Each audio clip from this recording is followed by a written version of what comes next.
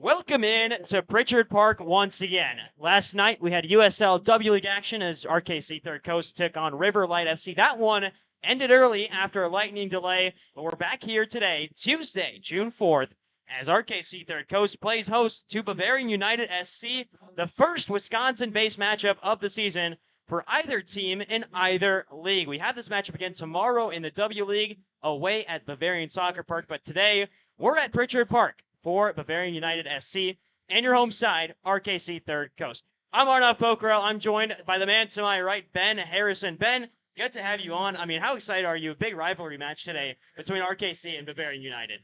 Yeah, I'm really looking forward to this game. I feel like it's got a lot of potential to be really entertaining and, really looking forward to the talent on display here tonight.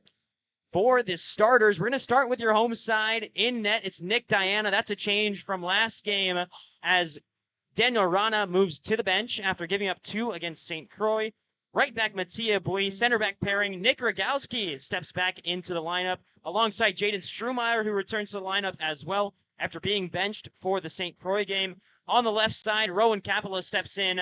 The man from Marshall made a start in last game. Didn't play too well, but now is a chance to play off the left side for RKC. The midfield 3, Callum Shillington makes his first start in 2024 alongside Alan Alonso and Mickey Riley. Left winger Kevin Andrews, right winger Channing Chaston, and Caius Cantautis up top. His last time here was a little bit rougher against St. Croix, but you have to remember he scored a hat trick in the opening game. What do you think the game plan is, Ben, here? I mean, Cantautis coming off of a pretty bad game against St. Croix, but you know he's got the goals in him. That hat trick in the home opener. What's the plan for RKC to get him involved? I feel like you just got to get him on the ball nice and early and get him involved in the game, get some touches and get that confidence straight back into him. And as a professional he is, he'll definitely find that confidence later in the game. And I can feel him being very crucial and important to the win here for RKC if they manage to get it. The big change for Bavarian United SC stepping into the net is Daniel Ibarra. Him and the other goalkeeper, Alexander Groh, have been splitting time so far. Ibarra from UW Milwaukee, the junior, started all 17 games in 2023. We'll run through the rest of the starting lineup when we return as we step aside for the national anthem here at Pritchard Park. When we're back, it's kickoff from Racine, Wisconsin in the 2024 USL W League.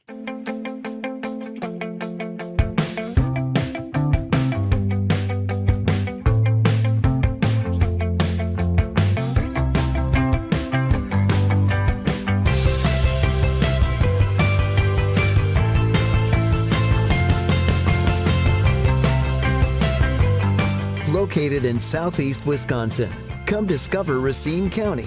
Plan your visit today at visitracinecounty.com.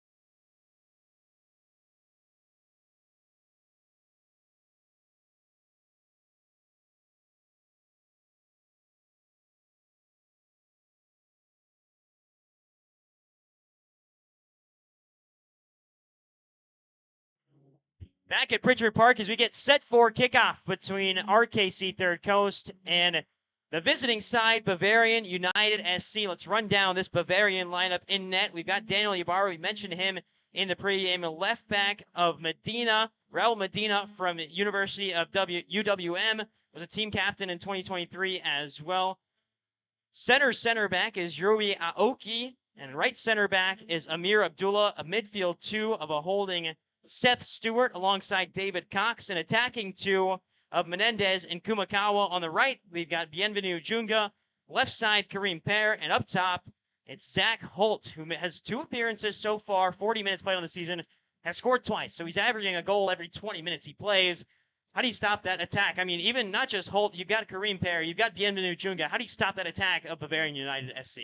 I feel like it's not so much stopping the attack. The attack is inevitable, but you really got to stop the supply early doors into them, really frustrate them early, and really just try and win your one-on-one battles when possible. And that way you can really gain your balance as a defense and really gain the confidence. And then hopefully that carries on later into the game when legs are tired and the boys have to put in a bigger shift. But it's going to be a great game here. Kickoff, and we're underway at Pritchard Park. The first time these 2 teams from Wisconsin have met each other in either league in 2024. And immediately work to the near side. It's Raul Mendia Castillo, and they're going long, looking to go over the head of Rogalski, but instead Rogalski taps it forward. It's back into the path of Kareem Pear. Abdul Kareem Pear steps forward. The Marquette attacker, and immediately a whistle blows after Kareem Pear draws a foul. I mean, Ben, you're a guy who's played with Kareem Pear at Marquette. Tell me what you know about him on the left side. Kareem is a very, very dangerous player coming off the left side. He's got a real edge of pace to him and a clinical finish. So it'll be really interesting to see what he brings to the game. As you can see, very active straight away. Good to see from him. Setting up the free kick is Fabian Menendez from Wofford. Just finished his freshman season there. Appeared in 17 games, scoring 1 goal and supplying 2 assists. There's a good ball in, curling to the back post. It's headed towards Kareem Pear, but eventually cleared away by RKC. David Cox steps forward, and he goes out of play. It's last touched off of Cox, so RKC will throw it in on the far side. Here's Rowan Capilla. And Capilla struggling a little bit to clear it out, and eventually will just go long with it. Looking up towards the head of Caius Cantaunis, it'll fall back to Alonso. Here's Mattia Bui sprinting along the near side. Bui goes up ahead, looking for the run of Channing Chaston. He's found him. Chaston steps to his right, fires a shot. It's low and driven across. Here's a rebound opportunity for Rogalski. Shouts for a handball, won't be given. But it's positive from RKC, their first time forward, and they're able to get a good look at goal there, Ben. Yeah, it was really, really strong start coming down this right side for RKC. A lot of pace and a couple shots off straight away, which is a really positive sign. All the way back to goalkeeper Daniel Ibarra. Second start of the season for him. Sticking close to his college, playing for Bavarian after his collegiate season at UWM. On the far side, long ball up ahead. Running onto it is Zach Holt.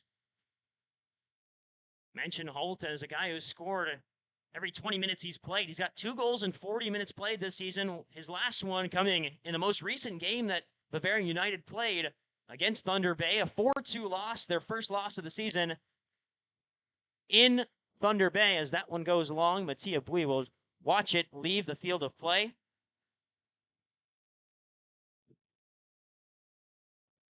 A couple minutes into this one, chances for both teams to advance the ball forward as Nick Diana tells his team to go ahead and pushes his team forward.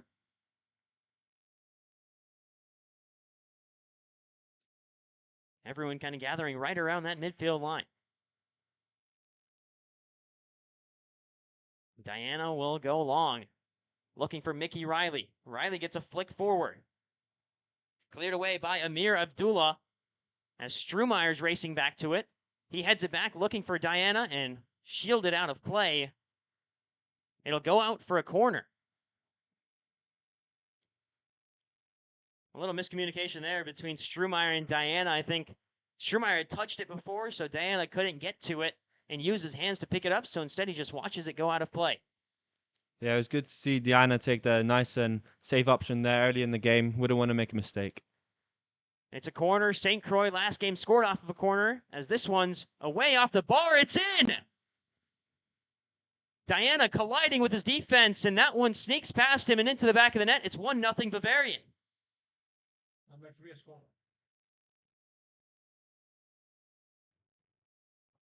Goal scored by Rui Aoki for Bavarian United SC off the corner. finds its way past Diana. The assist will go to Raul Medina Castillo. So UWM product passing it from the corner in to Rui Aoki, whose deflection goes right past Diana and into the back of the net. It's 1-0 Bavarian United SC. What a great corner, can we just say? Whipped it really to the front post there and really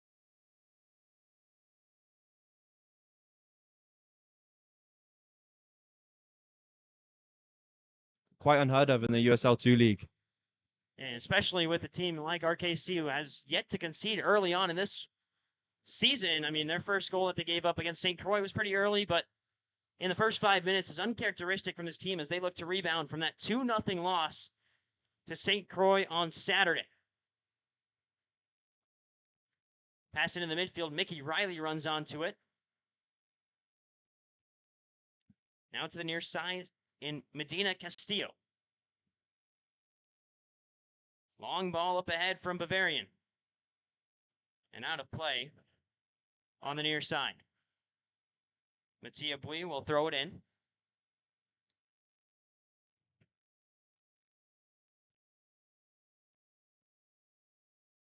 Chaston battling for it on the near side.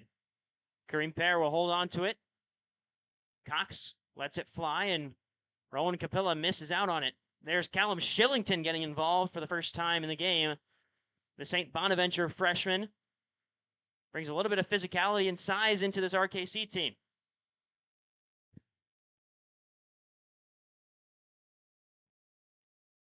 Back to Strumeyer. And Strumeyer looking long for Kevin Andrews. Andrews, the Minneapolis native who plays his collegiate soccer at Wisconsin. After 2 seasons at UCF, where he was an all-conference freshman team member his first year there. Moved closer to home to play for the Badgers in 2023. Pass forward to Contautis, who goes down. No call as Mickey Riley bursts forward. And the ball is kicked out of play. Riley takes a quick throw-in. Here goes Mickey Riley driving cross in. Great clearance from Amir Abdullah. It's going to remain in play. Running onto it is Ibarra, and he'll get up and collect it.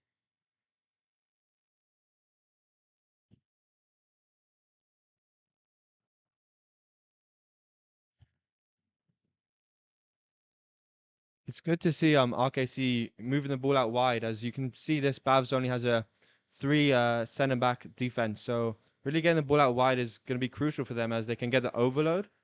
And it's really interesting to see how they've changed their tactics slightly. There we just see a shot that just goes wide. And we just got a corner here for RKC.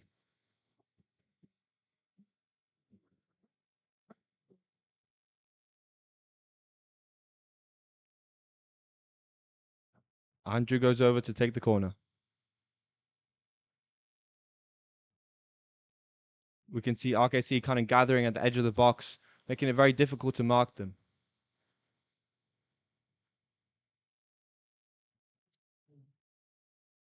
Great attempt from Mattia for an overhead kick, and RKC look to recycle the ball, but unfortunately just kick it out of play. Have to reset now.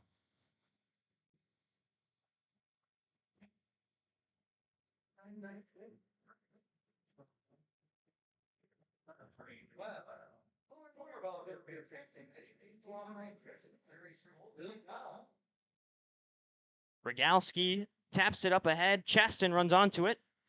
And Channing Chaston able to win it back into the path of Alan Alonso, who stumbles through contact. Alonso still with possession. Now loses out on it to Bavarian. Bavarian lose it right back, and here's Chaston. Looking to go forward, the former Ohio State alum. Instead, it will find Callum Shillington, now over to Strumeyer. Strumeyer goes long, looking on the run, and here it is going forward. Out comes Castillo, the last touch off of Bavarian United, it looks like. No, it'll be off of RKC, so a goal kick upcoming for Ibarra.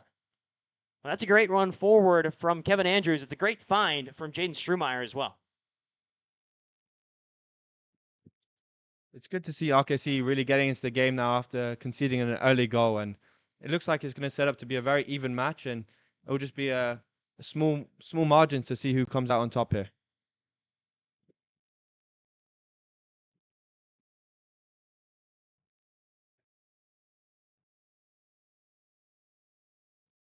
Mattia Bui's pass cut out, and now a chance to move forward for Fabian Menendez. Bui takes down Menendez from behind. Whistle blows. Free kick upcoming for the away side. That is now Matea's second foul early in the game. He might have to be careful of getting a caution early in the game. Wouldn't want to be on a yellow card for a long period of the second half. Babs controlling possession in this one. Will now play that ball long, looking for the run of Holt. And Holt does well to bring it down. Sliding goes Rogalski. The shot, the goal! The ball forward to Zach Holt, and a calm left foot finish has it 2-0 to Bavarian United.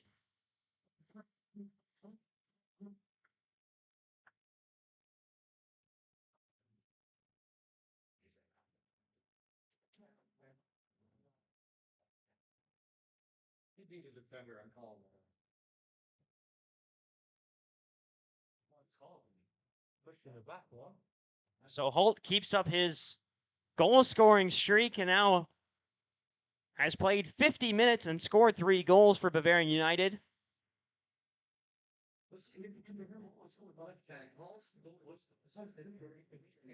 Long ball forward to Chaston. Goes over the head, and here goes Channing Chaston, bursting down the right side and pushed out for a corner. RKC corner kick brought to you by the Prairie School, the official corner kick sponsor of RKC Third Coast in 2024. Colin McCamey on the bench for RKC, so it'll be a new corner kick taker for the first time this season. The ball comes in, headed forward towards goal, but it's over the bar and out of play. It's a great look. It's Rowan Capilla who gets up, but the ball goes well over the crossbar and out of play. Great cross in as well from RKC.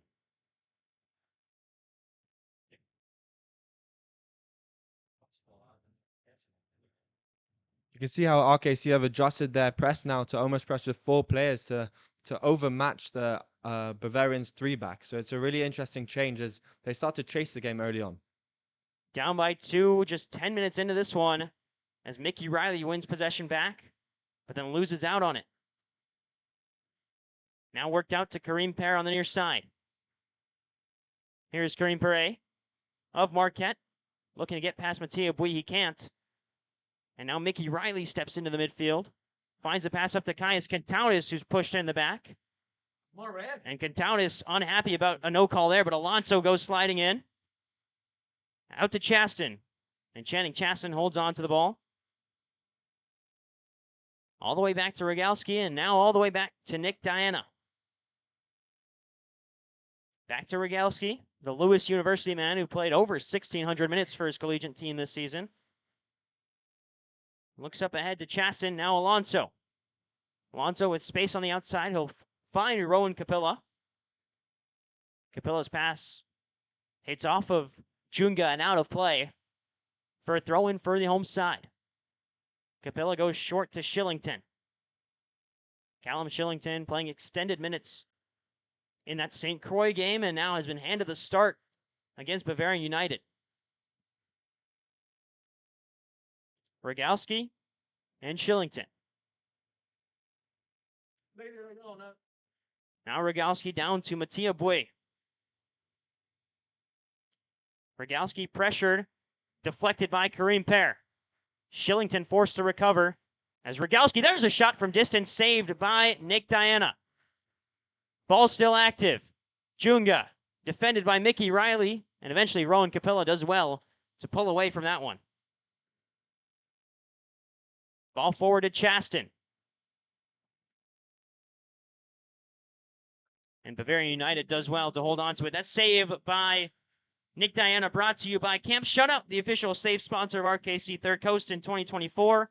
The world's largest goalkeeping camp hosted in Stevens Point, Wisconsin. Visit campshutout.com to learn more. Here's Cox on the near side. Now moving the ball across and into the back line. Ayuki, who scored the first goal for Bavarian United. Looking out to Kareem Pear, who brushes past Mattia Bui and down the left side. Bui does well to recover initially and forcing Kareem Pear backwards. Medina Castillo. Back to Aoki. Cox looking long for the run of Junga. Great ball from David Cox. Junga runs onto it. Option to the outside. And RKC defending again. Long ball from Abdullah, headed away by Strumeyer.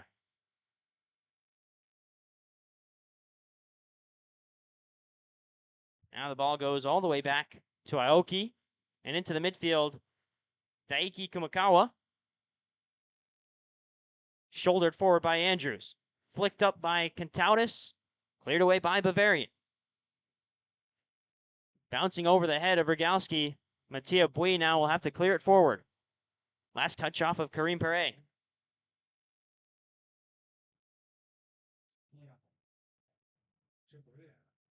There'll be a throw in on the near side for RKC.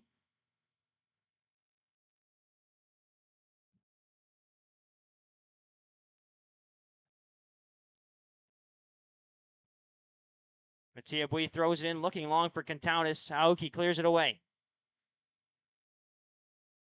Now here goes Junga. Bienvenu Junga slips through Holt. Rogalski clears it away only partially.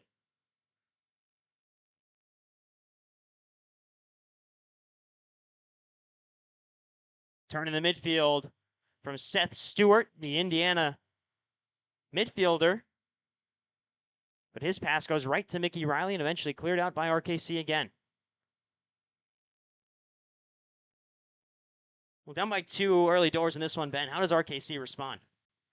RKC really needs to get a hand in the game. They seem to have kind of lost themselves after conceding 2 goals back to back. And yeah, they really need to start getting possession of the ball and start pressing and getting higher up the pitch. So hopefully get a couple more shots and a bit more confidence back in their play.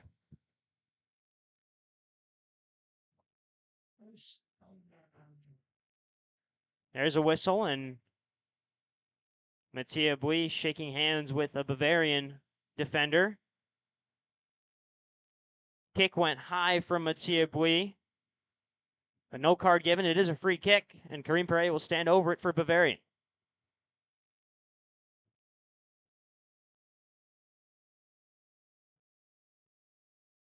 Mattia lucky to not get booked there. It looked almost dangerous, but hey, the referee gives him a nice warning, and away we go with the game.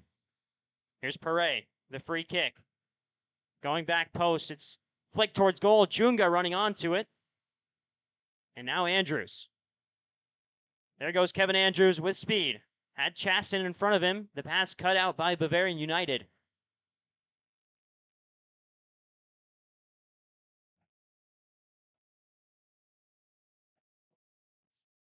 It's a new look Bavarian United team compared to the team that finished 7th last year. Very few returners, only 3 or 4 players that they brought back from that USL 2 side last year. They brought in some great players. Junga steps in, Karim Pere as well for Bavarian United, who have both shown in the early season. To the near side, it's Mattia Bui. Alonso shields the ball away from Menendez. And Rogalski over to Strumeyer. Strumeyer's looking long. To Chaston, it finds him. Channing Chaston goes down the line. Alonso shields it initially, and then a sliding chance to try and get a touch on the ball. Misses as it goes out of play for a goal kick. Really good play from Chaston there, but I'd like to see him really take that one-on-one challenge on, as he's a very well-developed player coming from Ohio State, and I would really fancy his chances one-on-one in these situations, and maybe that's something RKC can look to do to really implement that going forward and get some more shots and hopefully a goal.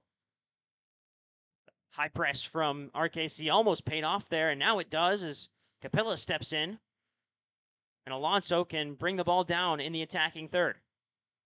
Finds Shillington, who goes backwards to Strumeyer.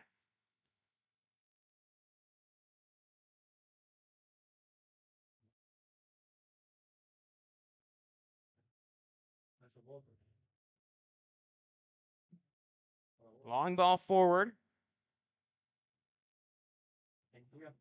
In the midfield, Mattia Bui. Out wide to Kantautis. RKC's number 9 fires in a great cross. Touchdown by Mickey Riley. Shillington heading it forward. Back to Commentators, who's dropped well deep into the midfield. Now Strumeyer. Andrews. RKC developing a little bit here.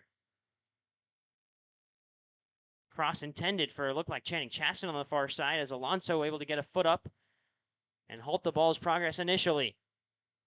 But moving forward with it is Daiki Kumakawa.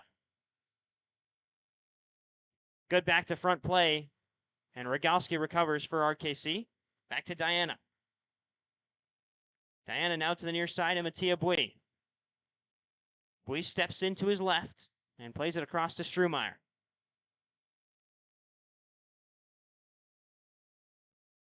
Capilla. Shillington. Back to Rogalski. Shillington will play it over to Strumeyer. Now back to Diana.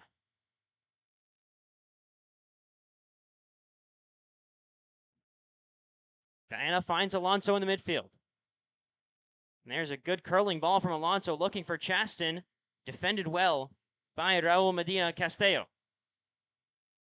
And Aoki will just play it back to Ibarra. It's been a pretty quiet night so far for Daniel Ibarra. RKC haven't really threatened him too much in the opening 20 minutes. It's been a lot of possession from Bavarian United SC.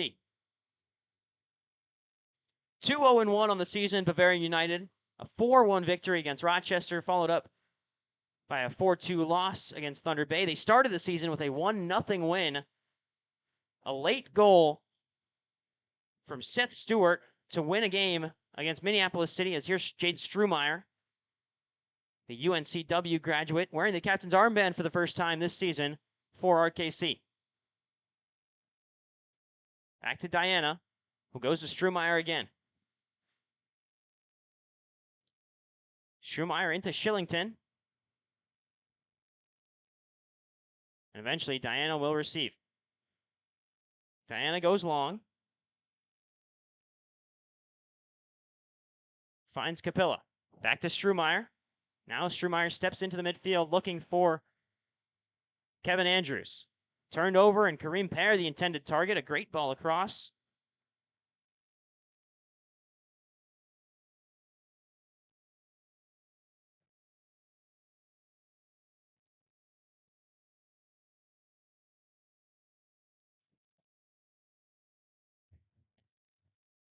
Mattia Bui will throw it in for RKC.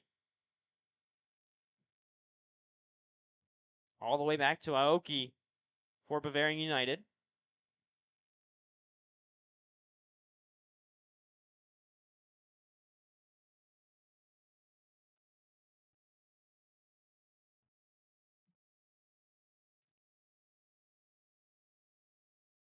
There's a shot from distance, and it's well over the crossbar from Bavarian United. 22 minutes in, it's 2-0 Bavarian after 2 goals. One from Aoki, and another one for Bavarian United. I mean, that one from Zach Holt, I should say, was just a great ball through and a one-on-one finish from a pure striker. But the Aoki goal could have been prevented off a corner.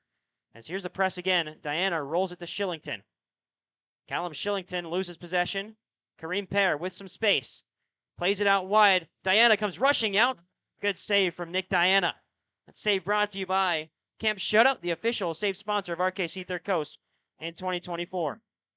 Mattia Bui battling Alonso, and the foul called.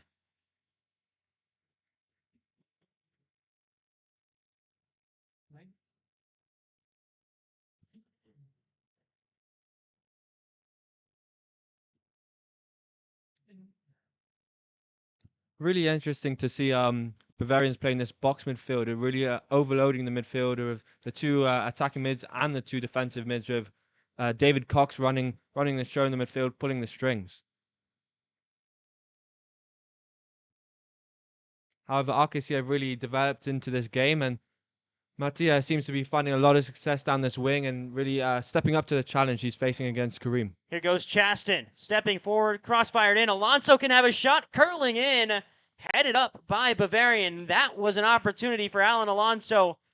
He did the right thing, fired a shot in. It's just great team defense from Bavarian United.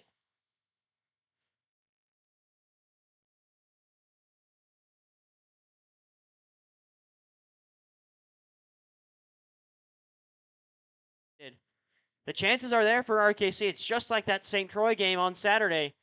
Now you just have to capitalize if you're the home side. Ibarra. Strumeyer able to get the ball momentarily away. And now Mickey Riley steps in, wins it back for RKC. Shillington. Runs around a little bit, but finds Strumeyer, who gets it back to Shillington. There goes Cal Shillington. Driving into space, the run out to Chaston. That ball has a chance to sit, and it does. Chaston. Pass back deflected away by Bavarian United. It'll be a throw-in for the home side.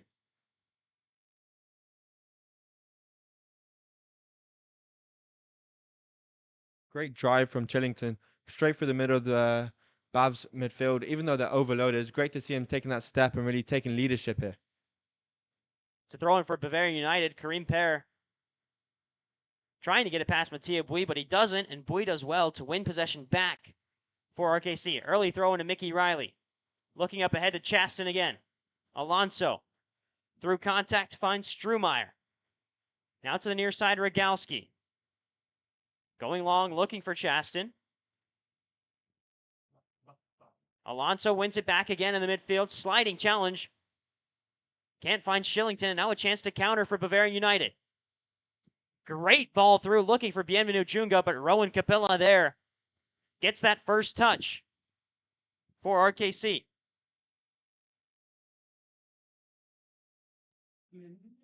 Andrews goes down, foul called, and now it's going to be a card for Bavarian United. On the far side, it's Amir Abdullah, the Chicago native, plays his collegiate ball at Pittsburgh in the ACC. Abdullah did not appear for Pitt in the 2023 season. But so far for Bavarian United, he's played 3 games, 270 minutes, so he's played every single minute of every game for Bavarian United at that back line. Shillington and Strumeyer. Up ahead to Cantautis. Caius Cantautis finds Alonso. Alonso out to Mattia Bui. First time ball into Cantautis. Was shielded away from it. Karim Pear does well to find Cox. Sliding challenge from Rogalski. Got the ball, but the whistle blows.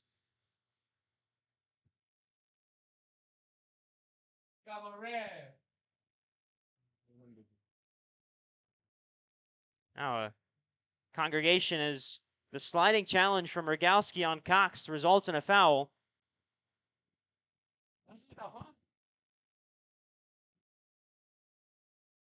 And Karim Pear will stand over this one for Bavarians.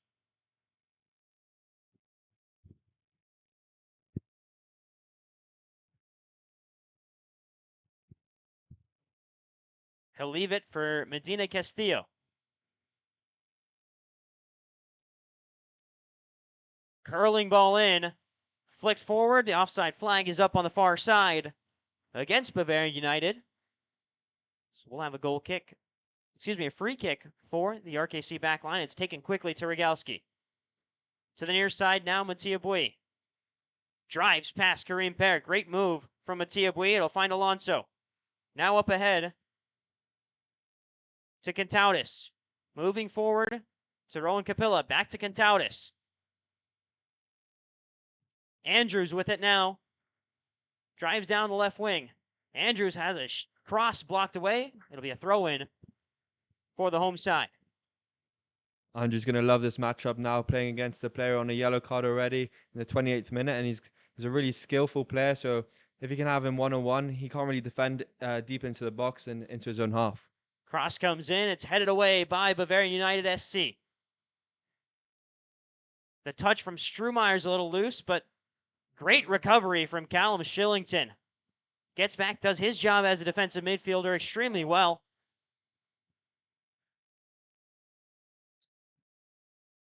And if you're looking at positives from this first half for RKC, I mean, Shillington has been one of the bright spots. You remember that driven pass up to Chaston, who's also had a couple of dangerous runs. Channing Chaston, he can go again here.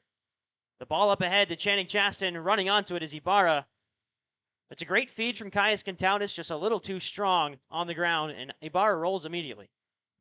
Yeah, as you just mentioned, Shillington's really giving that physical presence in midfield that's really needed for this RKC team, just to get them back in the game and assert some dominance. And it's really giving confidence to not only himself, but players around him to really step up and take on the challenge. Ball finds Cox. Flicked forward and back into the path of Junga.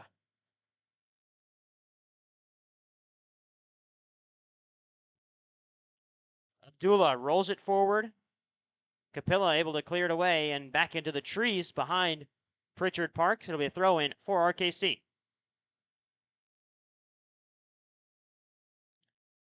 Half an hour through, it's 2-0 thanks to goals from Rui Aoki and Zach Holt for Bavarian United. 2 goals separated by just 6 minutes, but after that, RKC have settled into this one. But so you want to come away with at least a little bit of momentum before halftime here. These final 15 minutes, if you're RKC, you're thinking it's got to be a goal here to get that momentum back as you go into that break. Yeah, RKC definitely need a goal to really give them a chance going into the second half, but they've got plenty of potential on the field with all of these goals that they've had in the past years. One of the standout players being Mickey Riley, who's really taken on the responsibility of scoring goals for RKC. And he started off quiet, but I'm sure he'll build into the game and really develop. Throw in for Bavarian United on the near side. It's taken in by Medina Castillo. And Rogalski clears it away. Bouncing in the box, Ibarra will come out to collect. His throw into the midfield will find Kumakawa. Daiki Kumakawa steps forward and finds Junga on the left flank, and then Shillington clears it away, but Shillington and Andrews not on the same page that time.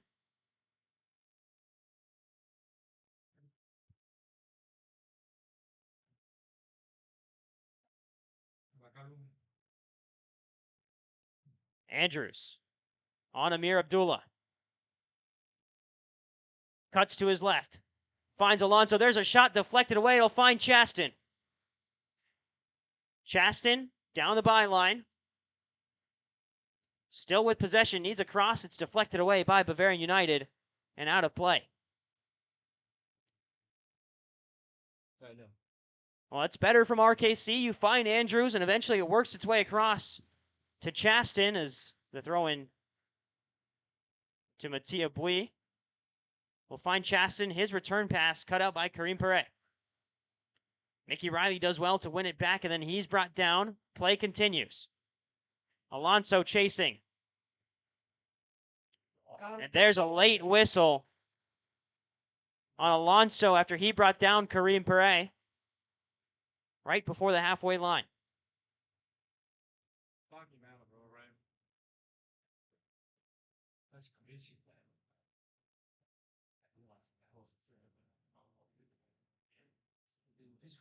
RKC really finding a way to start to stretch this Bavarian backline, and they're finding success down the wings, as we mentioned earlier.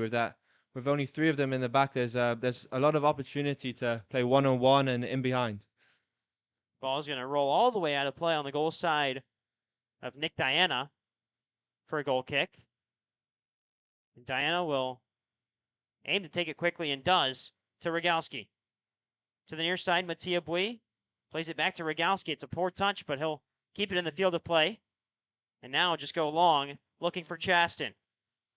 Chaston gets a touch. Second touch forward, sends his man flying into the near side boards. There's a chance to drive forward for Andrews. Onto his right foot. Kevin Andrews taken down in the box. It'll be a corner kick for RKC. That's a great defensive effort there from the Bavarian defender. Really lunging at the last second to block that ball. Yeah, Andrews was home free. He scored once this season at home in the home opener, that 6-1 victory against Rochester. He's had his moments this season down that left flank. This time was through the middle, and like you said, great stop. Corner comes in, high to the back stick as the whistle blows. And a stoppage in play. I think RKC's called for a foul there.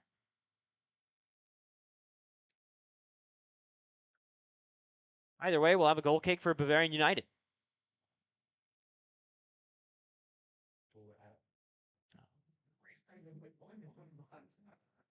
Ibarra goes down on the goal kick, but still finds his man. But RKC regained possession through Andrews. Andrews turns deep in the midfield. Back to Rogalski, now Strumeyer. Strumeyer up to Shillington.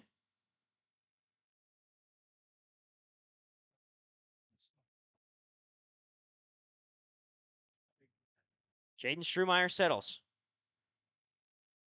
Plays long to Chaston. Now to Mattia Bui. Mattia's pass to Alonso. Cut out by Bavarian United. Alan Alonso trying to make a move down the wing. It's taken in quickly to Shillington. Out to Alonso. He cuts in. Left-footed pass is a little long for Andrews, but he'll get there eventually. Couple of step overs for Kevin Andrew. He slipped through Alonso. Out wide to Capilla. Cross driven in. It's deflected in the air, and Ibarra comes to collect. Well, we've said it time and time again, Ben. RKC settling into this one. But now it's just about that final third pass, making the connection, whether it's off a cross or a couple of 1-2s. How do they get to that goal-scoring opportunity? I feel like it's just a matter of time before they gather a goal here. They're getting lots of balls into the box, and they're getting good numbers in there as well. So it's a matter of time until it falls to them. And then we're just looking for that little final piece of skill and quality to really finish off and put the ball in the back of their net. But yeah, they're really building into the game. Although they are 2-0 down, they've got a long way to climb, but there's nothing these boys can't do. Strumeyer's ball goes long, looking for Andrews.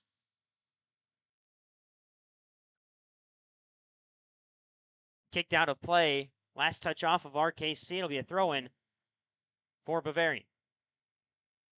Deep into Abdullah's zone. He'll stand on it right near the corner flag.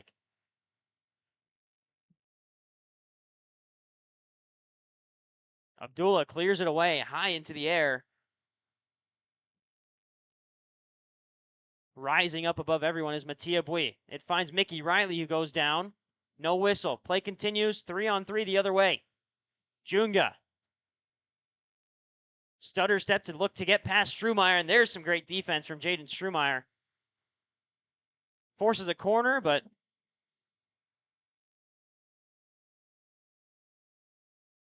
Strumeyer's unhappy about that call, saying that the ball went out well before the corner flag.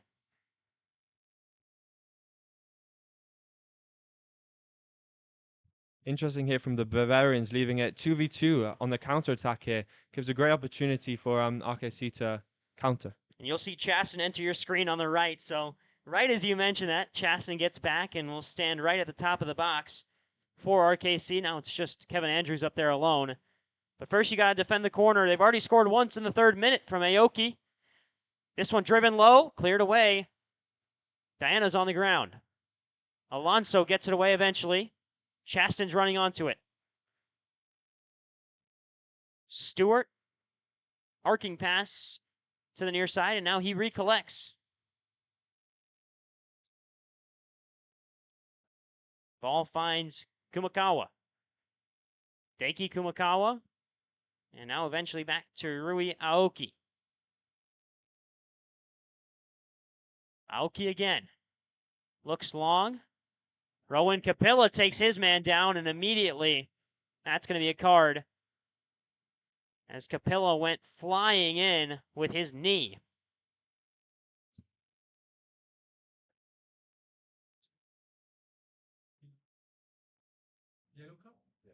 So a little congregation. It should be a yellow for Capilla, who's down on the backside. Both players come out of it on the ground. Looked to be a lot of knee-to-knee action, which is really sore when you're playing soccer. So I really feel these boys right now.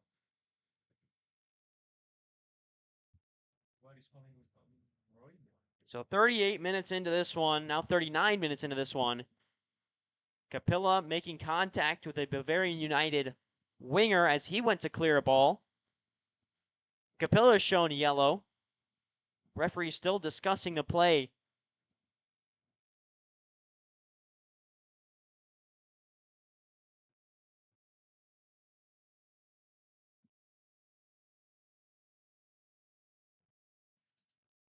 It seems like everyone kind of surrounding Kumakawa, who made that run forward and made contact with Capilla. And Capilla's still down. If you look to the bench, you've got Colin McCamey on the bench, a player who's started every game so far for RKC.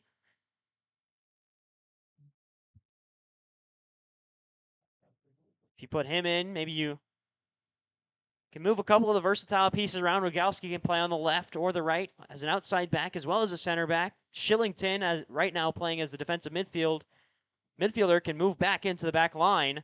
Capilla has shown the yellow officially after he gets up and into the field of play.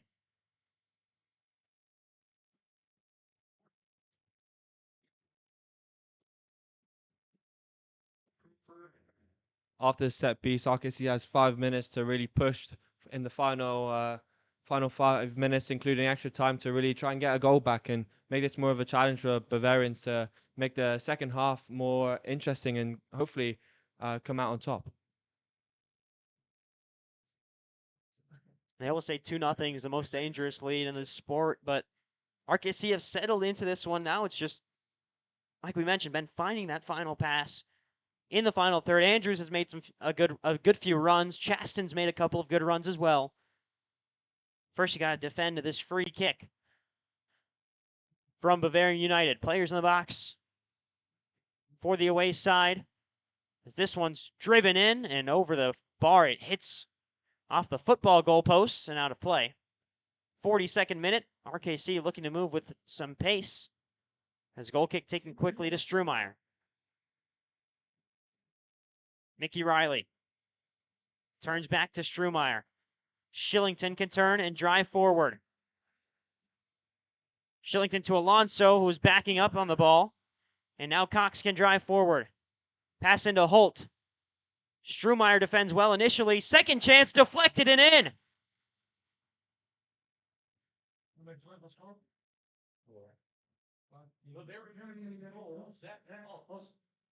So Holt's second of the night makes it 3. And RKC, after settling into the first half, have now gone down by a margin of 3 goals with 3 minutes left until halftime. That's the last thing RKC was looking to do there. Go down to 3-0 just before halftime, where they really need to gain a goal and really close the gap. But we can see what they can do from here. Maybe some substitutions during the halftime break will renew the team, and we can start again from the fresh.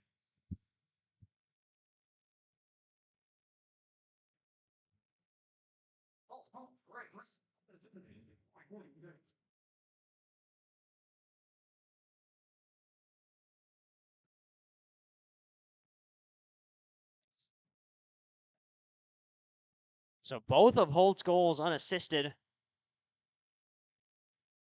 as Mickey Riley and Alan Alonso battle for this one. Junga lays it out wide. Mattia Bui steps in. Left it for Alonso. Mickey Riley taken down from behind. Strumeyer takes the free kick quickly. Over to Capilla.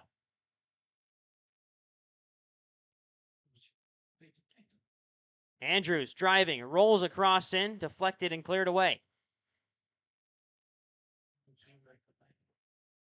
Holt takes down Strumeyer and gets called for a foul in the process. Strumeyer back to Rogalski. Out wide to Mattia Bui.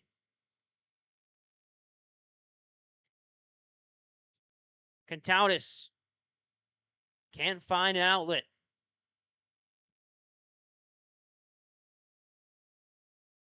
Rogalski back to Strumeyer.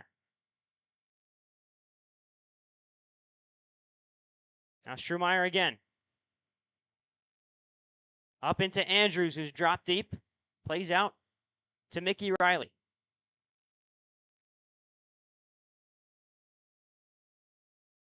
Strumeyer again.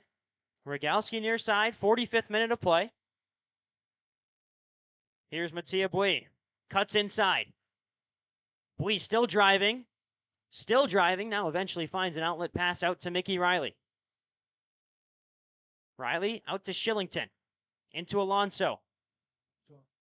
Turns to Chaston. Driven out wide to Contoutis. First time ball in. Finds Mickey Riley. The touch, the shot. It's wide. A deflection took it wide. And the chance is there. Once again, a great block from the Bavarian defense.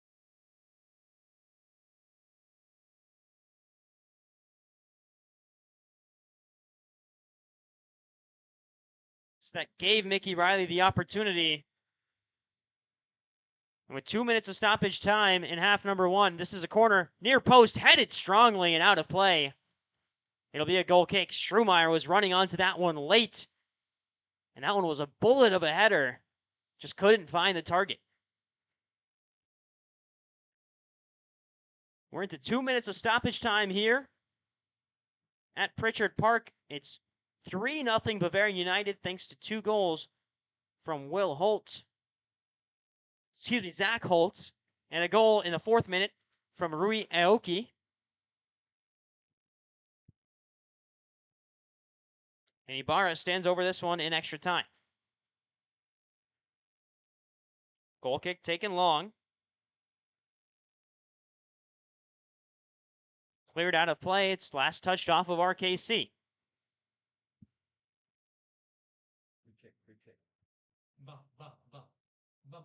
It'll be a free kick for Bavarian United, just past the halfway line.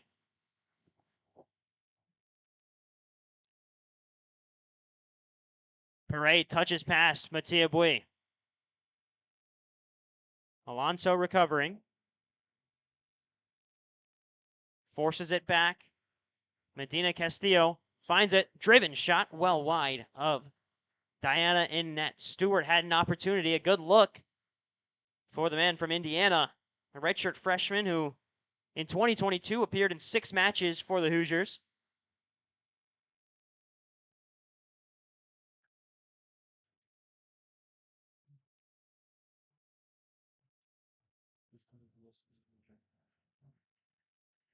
That'll be halftime. 3-0 Bavarian after 45 minutes. Will Holt with 2. 1 goal from Rui Aoki got things started. And RKC with a mountain to climb in half number 2. We'll be back when second half action begins right here on the RKC Third Coast YouTube channel.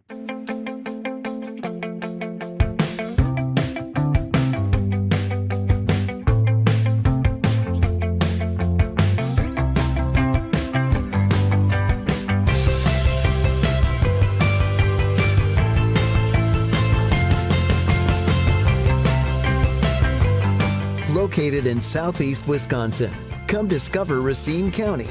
Plan your visit today at visitracinecounty.com.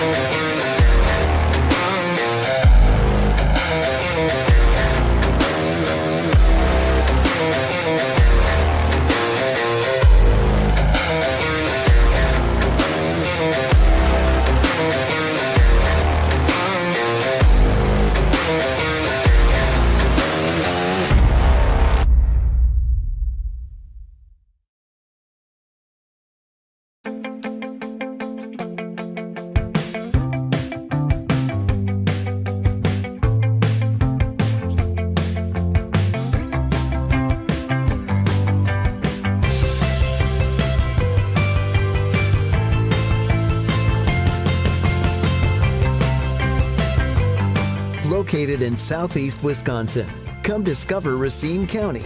Plan your visit today at visitracinecounty.com.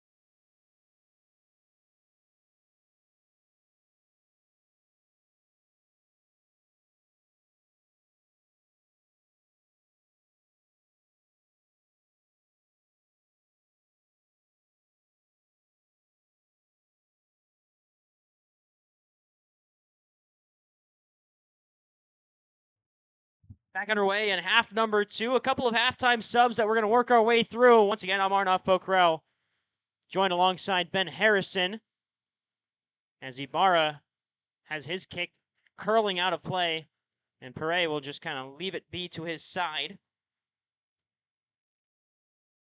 Kick taken in. Here's Kapila all the way back to Nick Diana. Well, the first sub that we know of, Colin McCamey comes on, the Northwestern player. Steps into the midfield. Off goes Caius Cantautis. And for RKC, another sub in Luis Flores, who steps onto the pitch in place of Mattia Bui. And for Bavarian United SC, the first sub we know, Mitar Mitrovic steps onto the pitch. Another Marquette player for this Bav side. Here's a chance to move forward for Chaston. Sliding challenge in.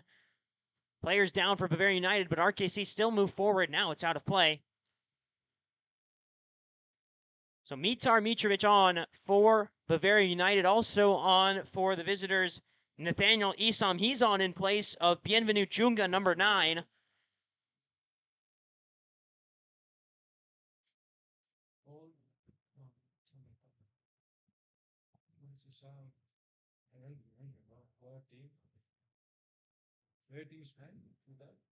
Good work to Chaston. Flores back to Shillington. Shillington nowhere to go, is forced to go all the way back to Rogalski. And now all the way back to Diana. Diana finds a pass to Rohin Kapila. Now Strumeyer. Strumeyer's pass forward, deflected away. McCamey steps into the midfield and bursts forward. Here's Colin McCamey, fresh onto the pitch. The midfielder from Northwestern. Chaston clips past his defender, fires in across. It's cleared away by Rui Aoki. McCamey will get it back. High looping cross to the back post, and Kevin Andrews can't get there in time. Ibarra will have a goal kick.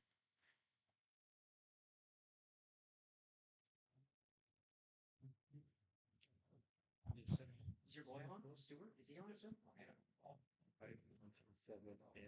3294. Yeah. I think that's it. Who's Mitar on for? Number 4. But they changed formation. There's Mitar Mitrovic, the fresh substitute. McCamey contact from behind.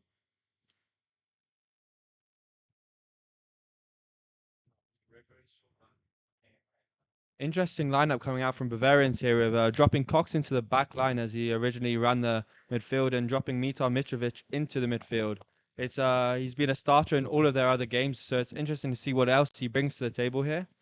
But RKC look to have brought on some more experience into the midfield and look to really take control of this game as they need 3 goals to make it even. Couple of minutes into this one, a couple of chances for RKC in the early goings, but still nothing to show for it on the scoreboard. McCamey back into the lineup. He comes in for Caius Cantautis. Luis Flores, who started the first couple of games, steps back in at halftime in place of Mattia Bui, who was flirting with a yellow card and already had a couple of fouls called on him. And for the other side, Amir Abdullah, who was on a yellow card for Bavarian United, steps out for Mitar Mitrovic, who steps into the midfield. And then up top, Nathaniel Isam comes on in place of Bienvenu Junga. And Rowan Capella had done a great job on Bienvenu Junga, but now he's tasked with defending Karim Pere.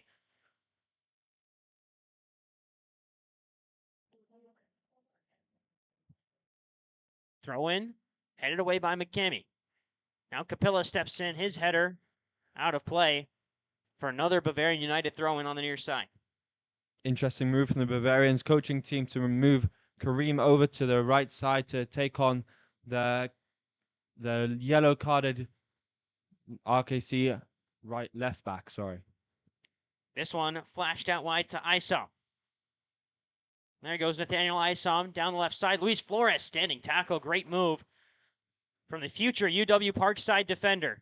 Mickey Riley's return pass, not there, but pressure continues. Alonso ran under the ball, handball called. So RKC with a chance to move forward. Bavarians getting away very lucky there, as RKC was really on the counter-attack and really should have made more of that opportunity, but they got away with a free kick and a set piece. Colin McCamey has an assist off of a corner kick already this season, has also had an assist off of a free kick, both of them in the opening game against Rochester. McCamey stands over this one now. Options in the box. Shillington's there. Rowan Capilla's there as well. Here's McCamey. Great ball in. Back post. Shillington was there waiting for it. Now Mickey Riley will collect. Riley back to Andrews. Now McCamey. His touch is long. Finds Andrews again. McCamey leaves it for Mickey Riley. Flag is up for offside on Mickey Riley, so stoppage in play on the near side. It'll be a free kick for Bavarian United.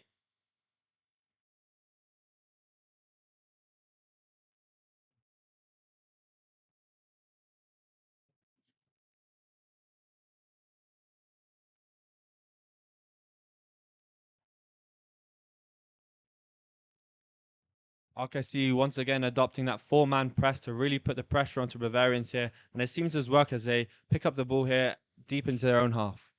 All the way back to Nick Diana. Now to the near side and Strumeyer. Strumeyer who steps into the midfield. Leaves it out wide to Luis Flores. Good pass from Flores in. It'll find Chaston eventually. Clipped ball forward. Mickey Riley through contact, and Bavarian United trying to get it away from corner territory, but it heads back for a corner, brought to you by the Prairie School, the official corner kick sponsor of RKC Third Coast in 2024.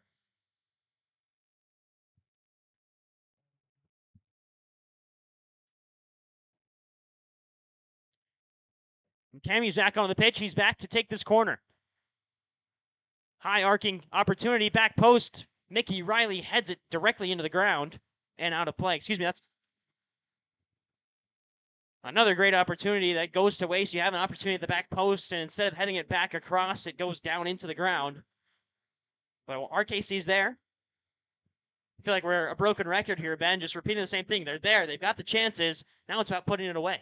Yeah, RKC really got to be clinical when they have these set pieces and one-on-one opportunities. You've seen early into first half, they've had a lot of counter-attacks. It's just finding these clinical last passes and finishes, which is really necessary for them to get back into this game. But if the opportunities keep coming, they've got enough quality on the field to put them away. Throw in for Bavarian United SC on the far side.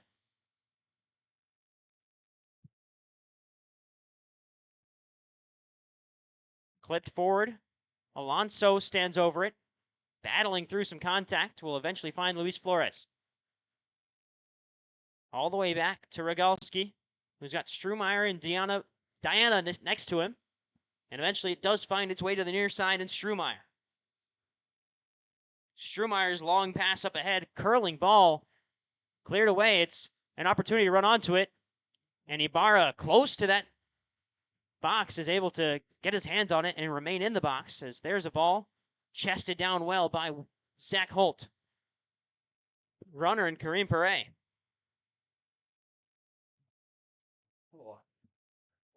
Now to the far side, and Isom. Defended by Flores, and Diana comes out to collect. He'll look to distribute quickly, and instead will hold it up. Rolls it out to Strumeyer.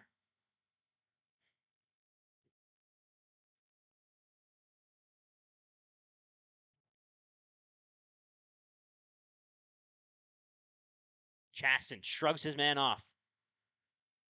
Channing Chaston still with possession. Now he's taken down. Whistle blows for a foul on Channing Chaston on the far side. Really good to see RKC Strumeyer, captain, really taking charge of this backline and offering a lot more organization, which is really needed. As you've seen, it's been very helpful in the second half as they've managed to hold the ball much longer and developed forward play a lot better. McCamey looking to the near side. Finds Rowan Capilla. Andrews rolls it through. Here's Alonso to the left side. Goalkeeper on the ground, still in play. Alonso leaves it back for Andrews. The shot driven, top right corner. It was there, but just flash wide from Kevin Andrews. These are the exact opportunities we're talking about with RKC. They're getting great opportunities, one-on-one with goal. Just going to be more clinical and put it away. But Andrews with a great strike there to try and recover a goal there. But here we have a corner.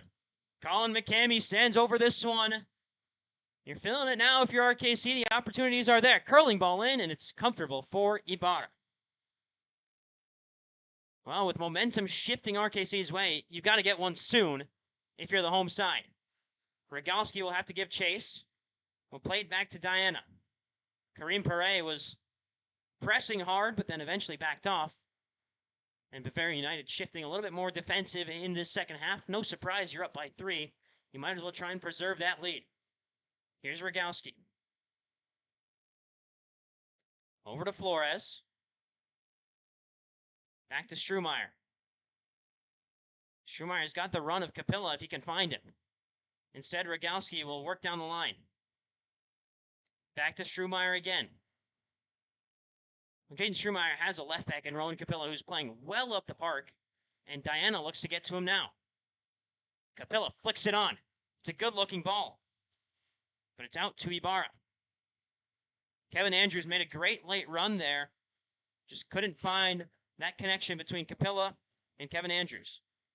Ibarra's done a really, really good job of staying high off his line and coming out and collecting a lot of balls and making it difficult to get any shots off and goal. Really helping that Bavarian back line as RKC really start to pick up a lot of opportunities to have shots and good opportunities on goal. Shillington did well there to possess and find a teammate. Here's Strumeyer's pass out to Flores. His touch is high and out of play. It's a great flick on from Bavarian United. One back well. And now RKC can move forward again with Alonso. Out Alonso through contact. Lays it off to Flores, but it's out of play. Throw in for the home side.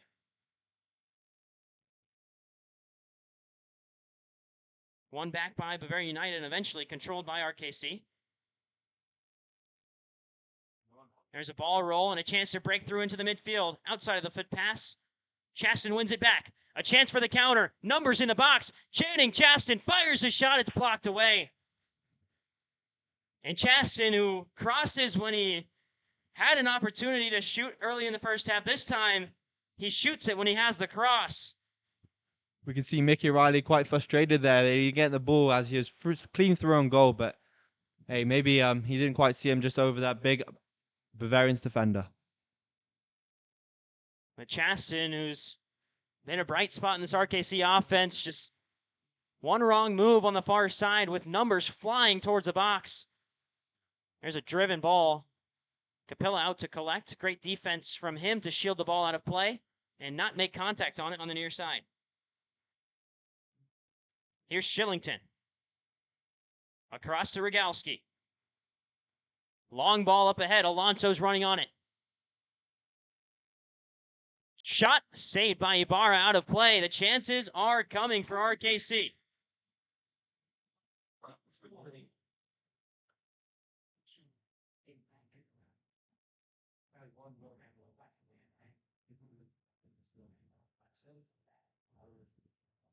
McCamey, corner.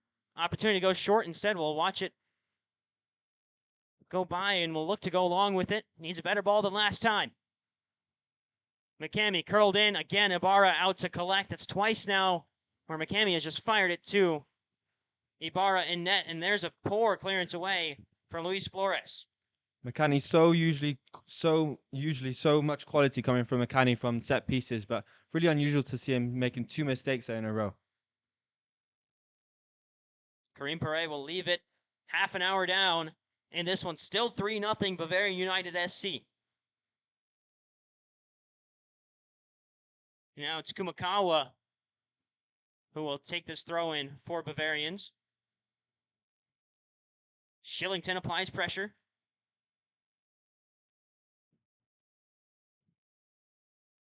Last touch off of RKC. Kumakawa will take the throw in quickly again to Pere. Andrews with pressure. Strumeyer heads it away. Only as far as McCamey finds Rogalski.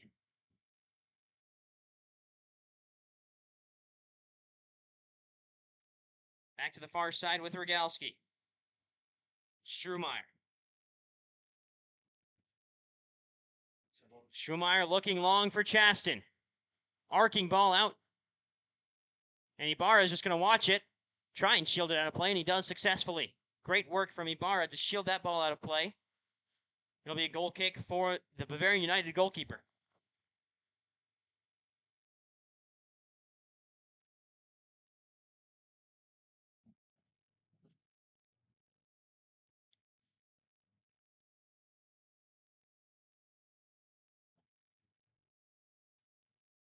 Ibarra takes his time. 61st minute of action.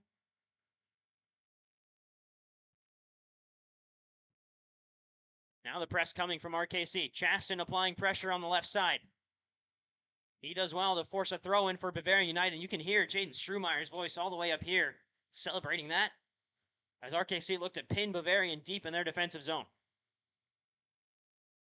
Bavarian's not quite finding that flow that they had in the first half and building out, mainly due to RKC's new press with the 4-man and really capitalizing on keeping the ball wide and forcing them away from that box midfield where they have the 4-to-3 ratio.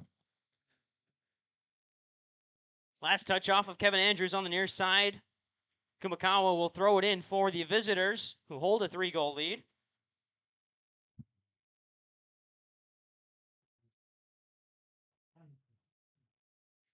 Here's Capilla. Small step over, will play it out wide to Flores. Flores up ahead to Chaston. Channing Chaston turns into the midfield. Gets a return pass, but it's cleared away. Last-ditch clearance from Nathaniel Isom. Flores will throw it in for RKC. What's up? 11 and 15 are coming down. 14 very slow. I don't know who's going to. Maybe not. No? Well, I don't know. Strumeyer, Rogalski, back and forth. Now out wide, Shillington. Great line-breaking pass from Shillington, but him and the offense not on the same page, as Ibarra will eventually pick it up and roll it out to his right back. One-touch passing by Bavarian outside, and there's a great flick forward.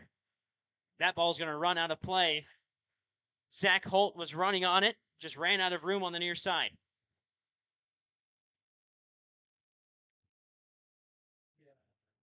Quick throw in from Strumeyer.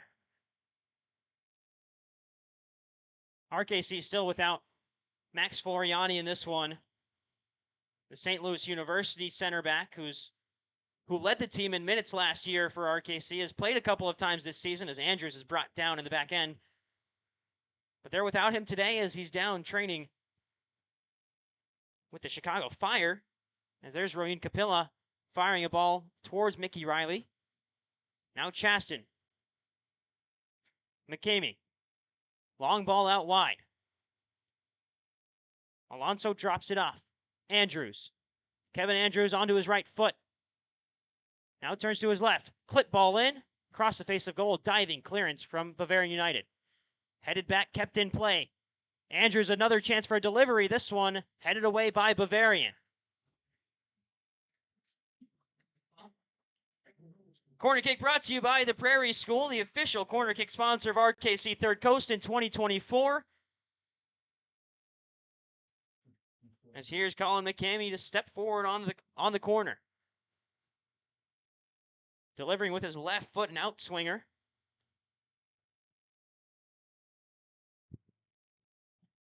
Good ball in, whistle blows. Contact to Ibarra in net, so Bavarian United get away with that one after RKC's called for the foul.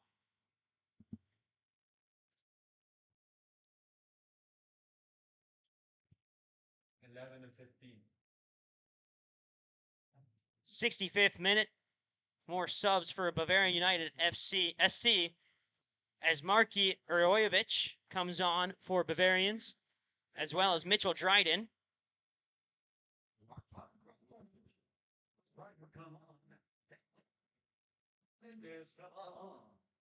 Holt and Menendez off. As there's a flick on, Strumeyer will collect again to Capilla.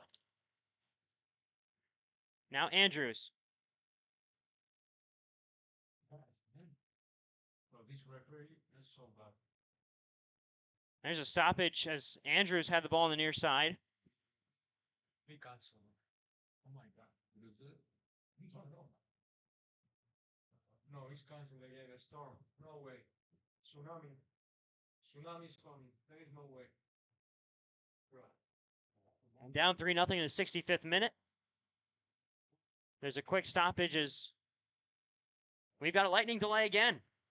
Well, we had it last night.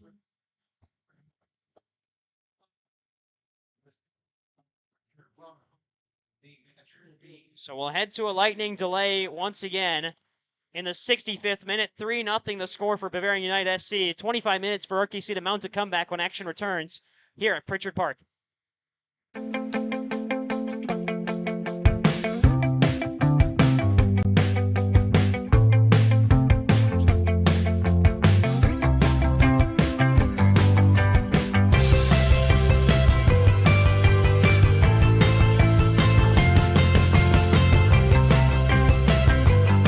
Located in southeast Wisconsin, come discover Racine County. Plan your visit today at visitracinecounty.com.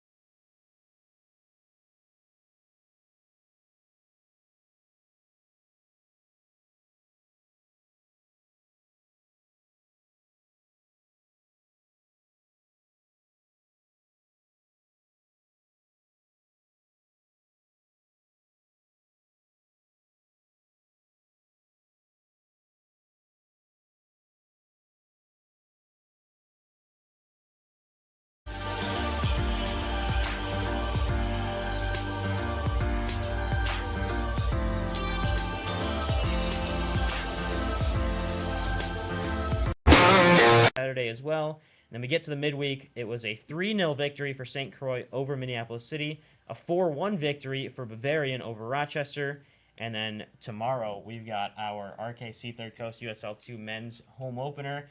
I mean, guys, first home game, first USL 2 game of the season. Jaden, I mean, how excited are you just to have that get underway? Oh no, I mean, I'm pumped. I mean, this is my third year playing USL 2 and my third team in the league. So I've played for a couple different teams in my career for the summer, but this, first day, opening day, it always keeps the same excitement. And that for you, I mean, how exciting is it to finally get that first game under your belt on Saturday? It's great. You talk about it all spring and you think it's never going to come, and now it's tomorrow. So it's awesome. And the boys are ready. I was really pleased with how they came in. For even this first week, everybody's pretty fit, pretty sharp, and so I'm excited to see it translate on the field. Perfect. And we'll do our opponent previews. We're going to start with Rochester in the USL 2 side for tomorrow. We talked about this last week a little bit as well, but I mean, they're a team that last year finished 5th, won a couple of games, lost a couple of games. They return a couple of key players. Their leading goal scorer is back, Jake Parrish. He's a midfielder or a winger. And then they return a couple of key defenders, as well as Geoffroy Letienne is back. He's a tall French center back. But also, they had a lot of changes. They lost their goalkeeper. 11 games started for Kieran Brown last year. He's now with Reading United AC, so they had to bring in a couple of other goalkeepers to back him up. And we'll talk more about Rochester in our divisional preview as well. But then it's another game against Rochester on Sunday for our women's side against Rochester FC. That one is away in Rochester. So that one kicks off at 4 p.m. Rochester's 0-2 on the season on the women's side. A 2-0 loss at home to Bavarian and a 5-1 loss to Chicago City. Their lone goal this season was scored by Ida Kardovic, who was a starter at Creighton University. They've got a couple of other key signings coming in. Emily Murphy from Green Bay.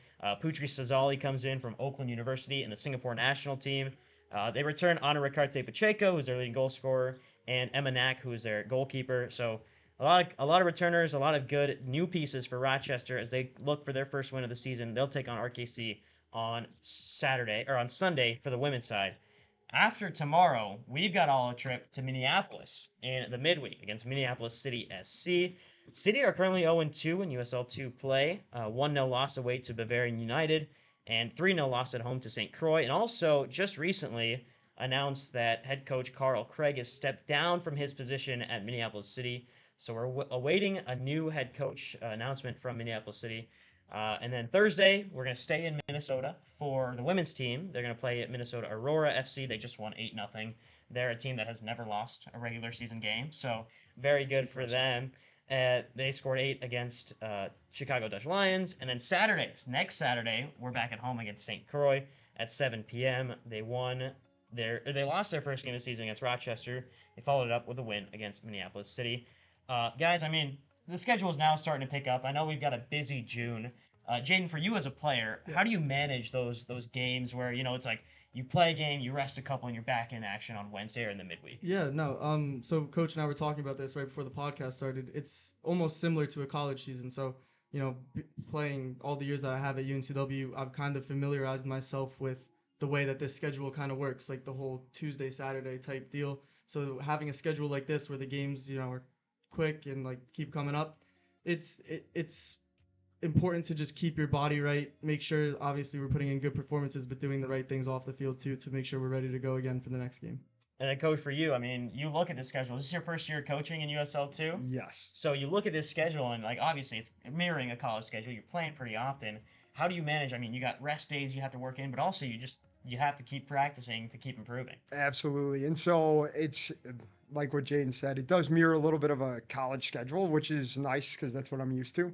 So it's nothing too dissimilar. It will play into, I think our team has some really, really good depth, right? And it provides a lot of opportunity for guys, right? At some point, it's just too much of a load to play 3 games in a week in that quick succession, and we know it. So kind of managing these guys to make sure that they're operating 100% when they're on the field and then giving them the rest that they need to recover and then being able to play the next one.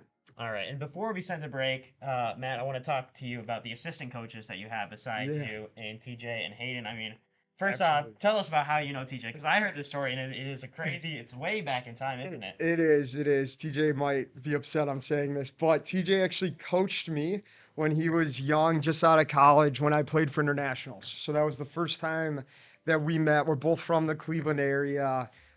He always kind of stayed in contact. He was the director of ops at Akron and then now the assistant at Michigan State. And so if you're in the soccer world, you kind of know it's a small little world. So he's one of the coaches that you always you meet people and coaches and you're like, I would love to work with this guy. And so he was honestly top of my list. And so I may have promised him a few too many things to get him over here, but we got him signed, sealed, and delivered, and really excited to have him and Hayden as well. Hayden's done a great job. Obviously, I will claim to not really know anything about goalkeepers, so he's running with that and has done a phenomenal job organizing and helping recruit all these boys to get him here. So really excited for the staff. Yeah. For more about Hayden, I mean, Hayden comes from Indianapolis, University of Indianapolis, D2 school that plays in the GLIAC. He coached a goalkeeper this year that finished all region third team. So, I mean, he's got the accolades as well. So, I mean, two really good coaches beside you. And Jaden, your first couple of weeks in training, Yeah. how's it been? All three of the coaches in now. How's it been? No, it's been great. I mean, something that I really enjoy as a player is just making new connections, meeting new people, and people like Coach Foldsy and TJ and Hayden, just all these different backgrounds, and meshing with all the new players that we have. It's really cool to just see all the cultures that we all come from, all of our teams, and then having it in one big group, and then now forming it so we could all like work together and mold it into like a really good team environment for us. We'll step aside for a minute on Talking 262. When we're back, we're going to talk a little bit more with head coach Matt Foldsy and Jaden Strumeyer. So don't go anywhere. You're watching Talking 262.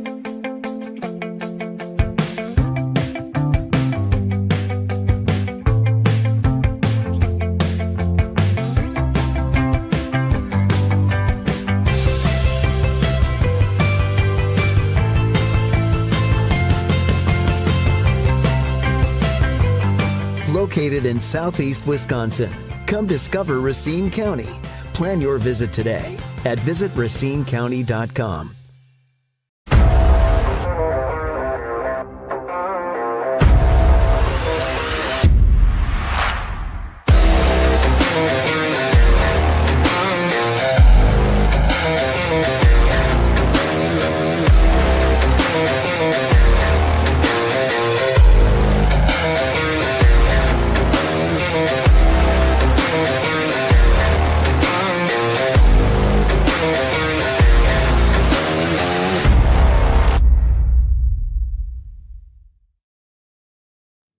All right, we're back on Talking 262. Arnav Pokhrel, USL 2 head coach Matt Foldsy, Jaden Strumeyer, and we're going to get to know these guys a little bit more.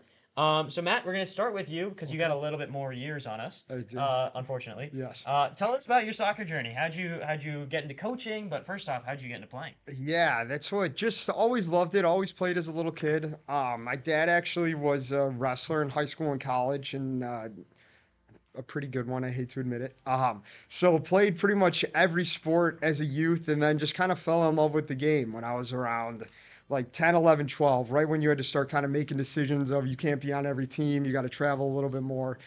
So just love playing soccer. And then actually, wow, this will date me, but Brad Friedel back in the day opened an academy that was right next to my house. So I was able to play there, played with a lot of really, really great players. Unfortunately, that academy doesn't exist anymore, but did that up until high school, and then went to St. Ignatius High School, played there, and then I was at Akron for 2 years, and then Indiana for 2 years.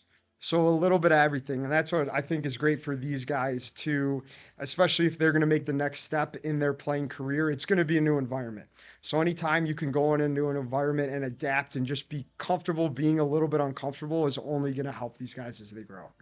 And then for you, Jaden, I mean, you played at a pretty big academy down in Arizona, but you're not from Arizona. You're from New Jersey. So walk us through that. Yeah, so I'm born and raised in New Jersey. I, like Coach said, I've also played, like I could relate to that, playing all the different sports growing up, basketball, baseball, soccer. So then it was kind of a quick, like I had to decide pretty quickly what sport I was going to focus on, and it was just always soccer for me. So yeah, I started at PDA. That was when I was introduced to like the developmental academy.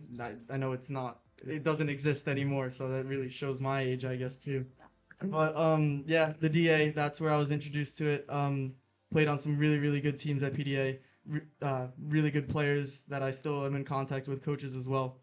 And then I made the move it was my junior year of high school out to Arizona for the Barca Academy, and that was, I know we're going to talk about it later, so I don't want to jump into it too much, but what an environment. The players there, I know I could shout out some amazing names, players and coaches, and just the overall environment allowing me to progress my career ultimately to UNCW, where I spent the last 5 years playing, and now I'm here. So I'm looking forward to the summer and getting ready for the next step in my career too. For sure. And then for both of you guys, I mean, how did you end up in RKC? Matt, we're going to start with you again. I mean, you're the head coach. How'd you get here? Absolutely. So a little bit of word of mouth. So I actually knew Sean Hughes really well. So that was it was a great kind of transition. It made it easier for me. Obviously, new environment. I'm living a little bit distance from my wife and from home, which is okay. That's what you got to do.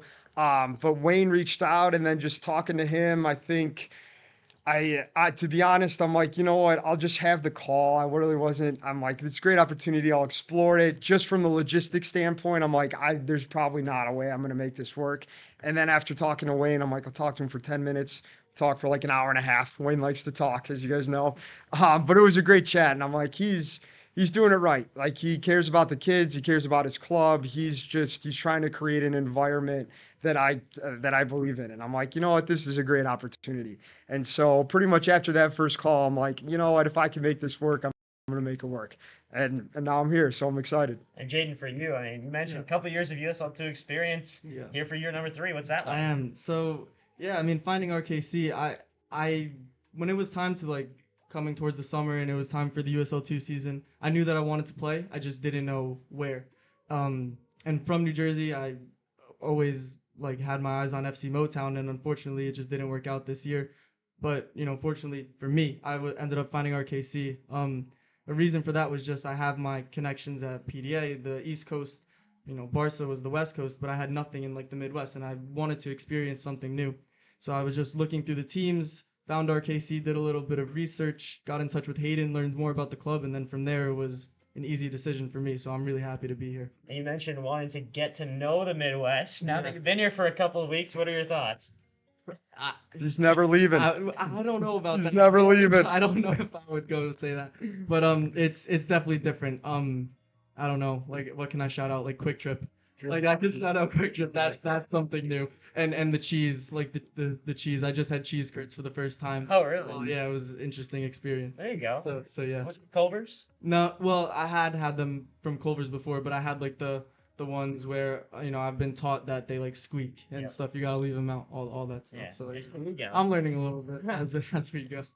That's good to know. Matt, for you, Yeah. you play at IU, you graduate. What was your first introduction into the coaching side of things? Yeah, so that's a great question. I actually, after I was done playing, I just needed a little break. I think mentally sometimes, and even these kids, Jane's a little bit older, so he can understand it probably a little bit more.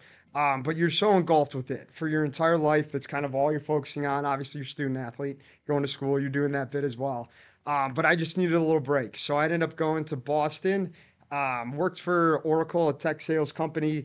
Did that job, kind of realized, really quickly realized sitting behind a desk and doing sales wasn't necessarily for me. It was a great job. It's a great company. Nothing wrong there. Just wasn't for me. So then I started just kind of tiptoeing my way around of getting back in. Knew that I kind of wanted to get my graduate degree. So I'm like, maybe I could tie them together. And so I ended up going to Lewis University, being the graduate assistant who plays in the same league as Hayden coaches in. UND plays Lewis all the time.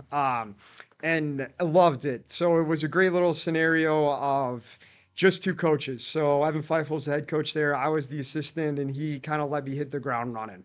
So year 1, let me do a good amount of coaching and then a good amount of recruiting. So I was overseas. I was at a lot of the showcases. It was a great little kind of dip your toe into it. And then about 8 months into that, my associate head coach at IU got the Ohio State job. And so that transition of he kind of just brought me with him to Ohio State, and that's home for me. I'm from Cleveland. That's grow up. You're a Buckeye football fan because the Cleveland Browns are so bad. Love them to death. But so you gotta root for a team that wins. So kind of everyone in Ohio is a little bit of a Buckeye, but it feels like home for me. So it couldn't be better. Perfect. And Jaden, you mentioned it, going to Arizona at the Barca Academy. First off, for those who may not know, like, give us a little bit of information on what the academy is, and then, you know, what was your experience like there? Sure. So, the Barca Residency Academy. So it's in Casa Grande, Arizona, and they have, like, this big campus, and they have the school there, the gym there, all the fields in the back. They have a hotel and dorms for all the kids.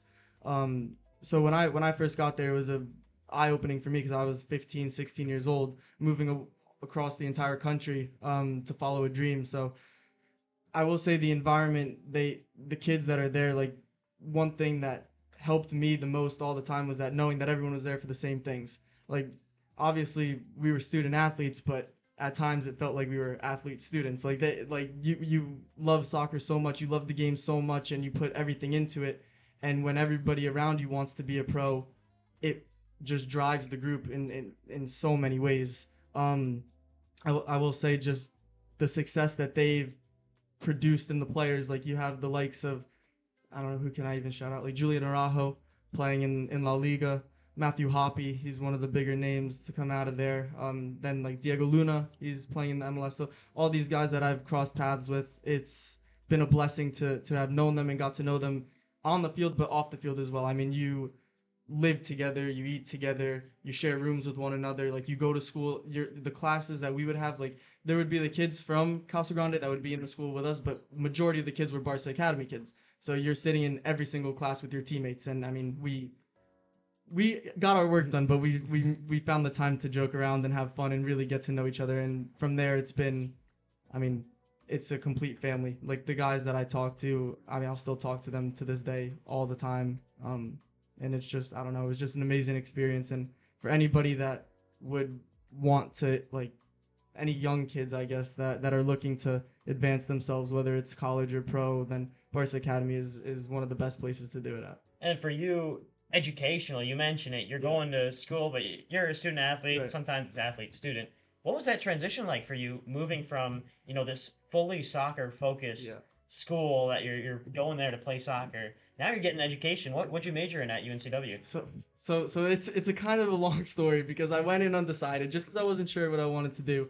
And then I went into a bit of like sports management and stuff, and just the way that I really enjoyed it, but the way that it worked out with my eligibility, because I missed that half year of school. Like when I came back from that, I needed to switch my major again to be able to be eligible to play soccer. So then I had to switch to sociology, which I ended up finishing up in. But that's an example for me where it's just been like school obviously is important, but for me it's always been soccer has been the priority. So no matter what it takes to be on the field, that's what it was. Even if it means getting a sociology degree. If it means to switch your major 3 times, yep, that's it. As long as you graduate, Yeah. you can do, as long as you have a Have degree. your diploma? Well, because I missed that year of school, so I have to finish up in the fall. I'm gonna finish it up online and be fully done. There you Yeah. Perfect. Matt, for you, you recently went to England with Ohio State. Yeah. First off, I mean, that's a crazy logistical trip. I can only imagine. So walk us through that, and then what was your experience like there? It was kind of nice. So goofy NCAA rule, you can only do an international trip once every 4 years. So man, this will be my 6th fall at Ohio State. So we hadn't taken one yet. Just kind of figured, not why not, but we've always kind of wanted to. COVID threw a wrench into a little bit of everything. So it kind of just, even though I know we're a little displaced from it, you're just settling back into a normal routine. So we thought it was a great time. We had a couple boys that actually, one was able to join us early. We took a senior just because we have a roster cap, so we're short numbers, but we had made sure we had enough players to play, so I didn't have to go out there in the field because no one wants to see that. But it was awesome. We worked through Vertex, which is a company. They did a fabulous job. So they pretty much take care of you from top to bottom. So it's kind of show up, and obviously we're responsible for our guys, but they had the buses, they had the schedule. We ended up playing Leicester's 21s, Everton's 21s, and Brentford B. So awesome competition. We went to the Man U Arsenal game, the City Tottenham game. It was fun. I mean, you can't not smile. It was, I think the boys had a great experience and great competition. And honestly, for us, it's awesome we got to work with them a little bit longer this year too, right? Because once finals hit, you're not allowed to work with your team over the summer. So gave us a little bit extra time and get some guys acclimated, but it was an awesome experience. And for that trip, I mean, what are just some of the things you were able to take away from being in England? Like totally different soccer culture there as well. No, it is. It's awesome to see. So it's cool to see each city it's like it's the town center, right? For each one of these stadiums, we got to visit Nottingham Forest, which was awesome. And so it's everybody in the town is kind of almost by default a supporter of that team. And so it's really cool to see the support and how the city kind of lives and dies by it. But it's awesome to be over there and just experience everything. And when you mentioned Brentford B, Yeah. correct me if I'm wrong, is that where Beckham's? Yeah, Did you yeah. get the chance to play against him? You know what? I don't know if he was. I know he didn't start. I don't think he ended up being out there. I think one of the coolest ones was Leighton Baines was playing for Everton's 21s. Yeah. So that was a pretty cool experience. All our guys were getting, some photos. I think one of our boys did like a little post interview with him. Oh, really? Yeah, he was a good sport. He was a good sport. Jaden, for you, you mentioned this in passing, and I just kind of wanted to throw it out there. You got a chance to train in Spain for a little bit. What Yeah. was that like? What club were you with, and what was that experience like for you? Yeah, no, I mean, I will say one thing that I love about soccer that'll never get old is the places that it's taken me. I mean, I've been grateful enough and blessed enough to have seen a bunch of amazing places, countries, cities. But yeah, I was just in Spain pretty recently in December. I was with Real Oviedo, so it's a Spanish second division team in the northwest of Spain, and it was amazing experience. Just the style of play, the way that they handle themselves, the whole culture there. It was something that made me. I mean, I already knew that I wanted to progress my career after college, but it's just another reminder like why I do it and why I work so hard at it. So it's definitely something that I treasure and hold on to and think about. I have all my pictures and memories and all that stuff, and something to keep in the back of my head after the summer's over eventually, and figuring out what I'm gonna do next. So Matt, for you, when you were talking to Wayne for that first time, what did you know about the club just before that? Did you do any research, or was it just kind of like whatever Wayne says, then I'll go off? So I did a little bit, right?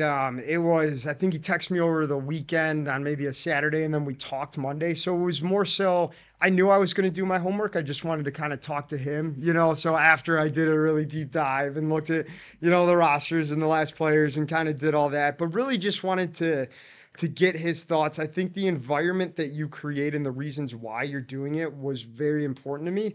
And so we were immediately on the same page. And I'm like, this is absolutely an environment I could see myself being in and thriving in and hopefully helping these players develop in. So that was more so for the first one. And then, yeah, I looked up all the stats. I printed out old Model 11. Yeah, we got into the weeds a little bit, but after the first phone call. Jaden, for you, same thing? Were you doing the research? You saw the standings? it was pretty similar. I mean, I found the club and I reached out to Hayden. We talked, and he said last year was its first year in existence. So to me, that just sounded like more of opportunity.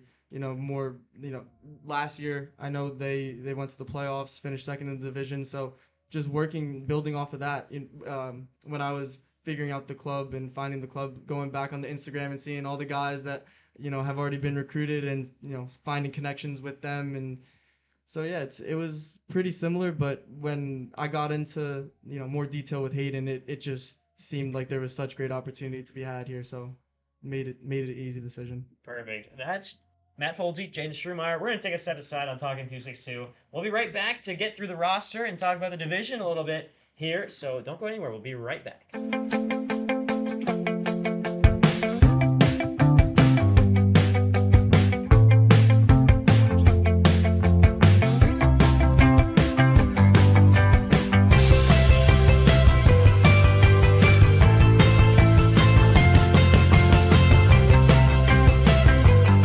Located in southeast Wisconsin, come discover Racine County. Plan your visit today at visitracinecounty.com.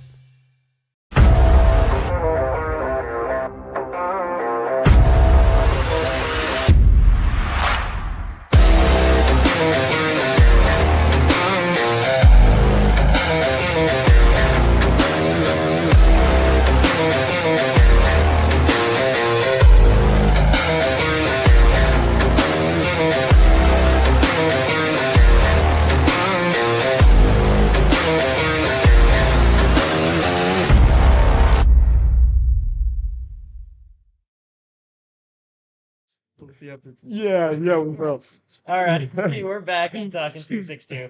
We're laughing because there's some new news here from Minneapolis City. Breaking news 28 minutes ago. Minneapolis City has hired interim head coach Justin Oliver, who's an NCAA champion with St. Olaf. He takes the reins after Carl Craig stepped down, and we mentioned that earlier in the podcast. And then joining him in the technical room, associate head coach / assistant coach for City is Tudor Flintham, who was two-time MEAC Coach of the Year and the head coach of Gustavus, another Minnesota-based program. So once again, you're reaching into the Minnesota pool, really talented team in Division III in St. Olaf. You get their head coach to come join you. Then you get the Gustavus head coach as well, who's coached a top 15 program in Division III. I mean, we were just talking about this, like, new manager, there's a lot of things to look forward to if you're Minneapolis City. And so I think, we'll have them in the midweek, and we'll get to the first chance to see, a new manager at work. And it's exciting, no? Is it something you look forward to? No, absolutely. And I know those guys, they might be a little rushed to get everything up and running, but I'm sure they'll do a phenomenal job. So one at a time for me, but excited to play midweek. Perfect. And so with that, we'll get into our divisional rundown. We're going to start with Minneapolis City just because we were just talking about them. New head coach in Justin Oliver. Last year they finished 6th place, 3-3-6 record. But they return one of their best forwards, one of the best forwards in all of college soccer, and Hakeem Morgan, who's a Costa Rica international player as well. A lot to look for that team. They're going to be another good team. Also, always a really good fan base as well. If you have seen any clips, I don't know, maybe pictures at Augusta University where they play. They always pack the stands. They got the crows. They got the flares, everything going. That's going to be one really fun away trip that we're going to have on Wednesday.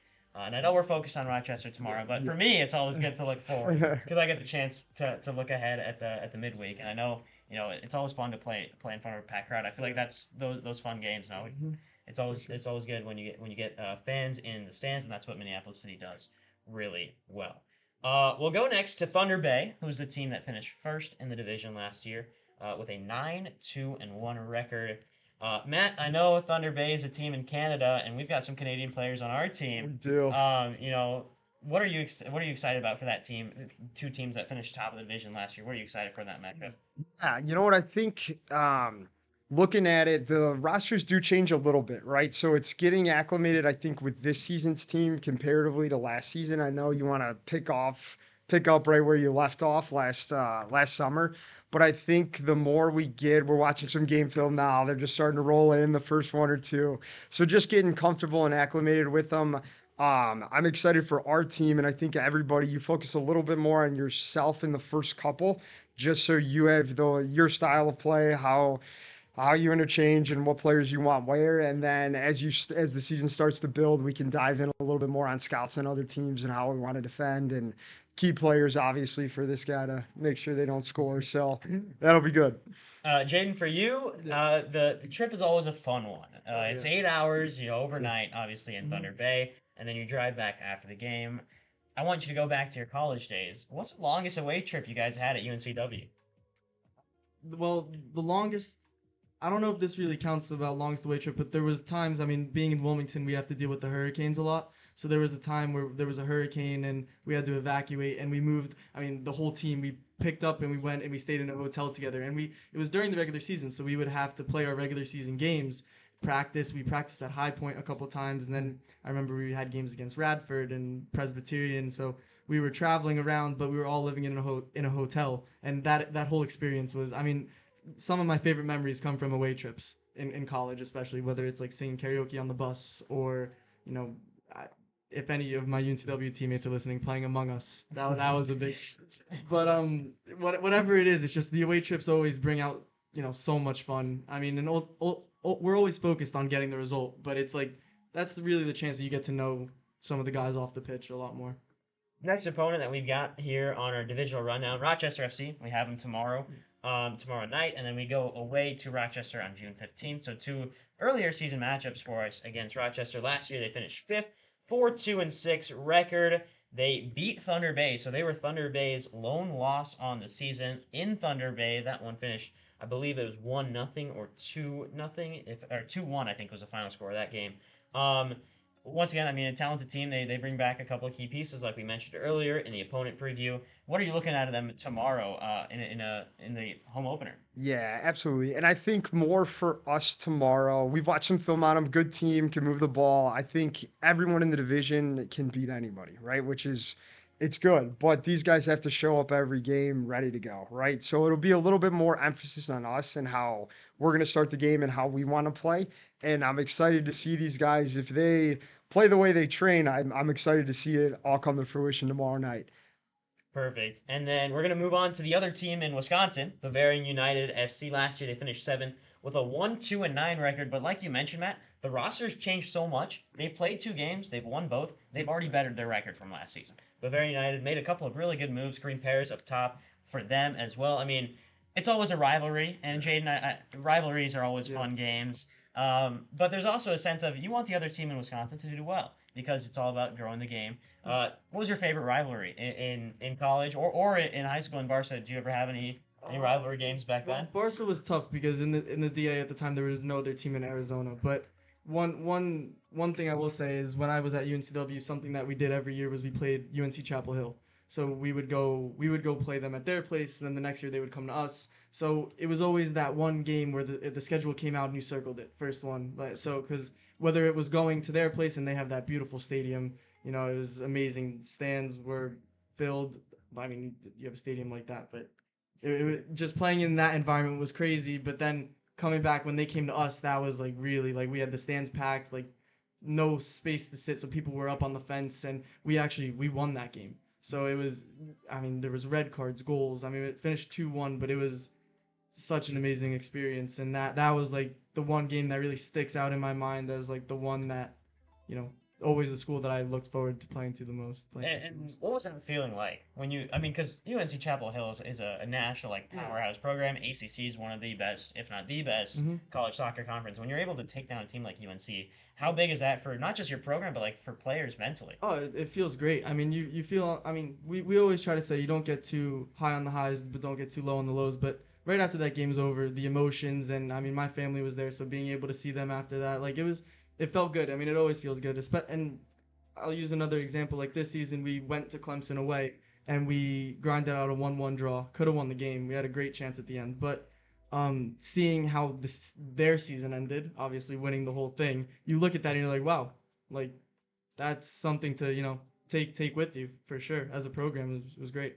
And the only other team we need to touch on, St. Croix. They finished 4th last year, 5-1-6 record. They played a couple of games as well, and they are 1-1 so far, 3-0 win against Minneapolis City, and a 2-1 loss against Rochester in the first game of the season. We see them next Saturday, so it'll be fun to have that. And then there's only 6 teams in the division, so we play 2 teams 3 times, which means we're going to go to St. Croix twice, and Rochester is going to come to Racine twice to play us because FC Manitoba no longer in USL 2. You do lose, once again, a fun away trip because usually what teams would do, you play Thunder Bay, you spend a day traveling to Manitoba, and then you come back. But no Manitoba this year, so it's just the 6 teams in the Deep North Division. We're going to move on to the roster rundown. We're going to start with the goalkeepers. Alex Cara from Indiana, Daniel Rana from formerly Green Bay, he now plays at Parkside, and then Nick Diana from IPFW. Matt, when you're looking at this goalkeeping group, and we've only had Nick and Danny here with us so far, Alex recovering from injury, but what has impressed you so far from these goalkeepers? Just kind of their confidence and their feel for it.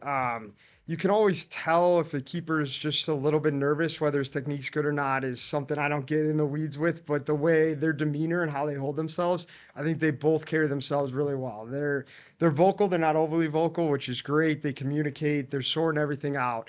So I'm honestly very impressed with both of them and how quickly they fit right in. And Jaden, for you as a defender, you're relying so much on hearing the goalkeepers constantly in your ears.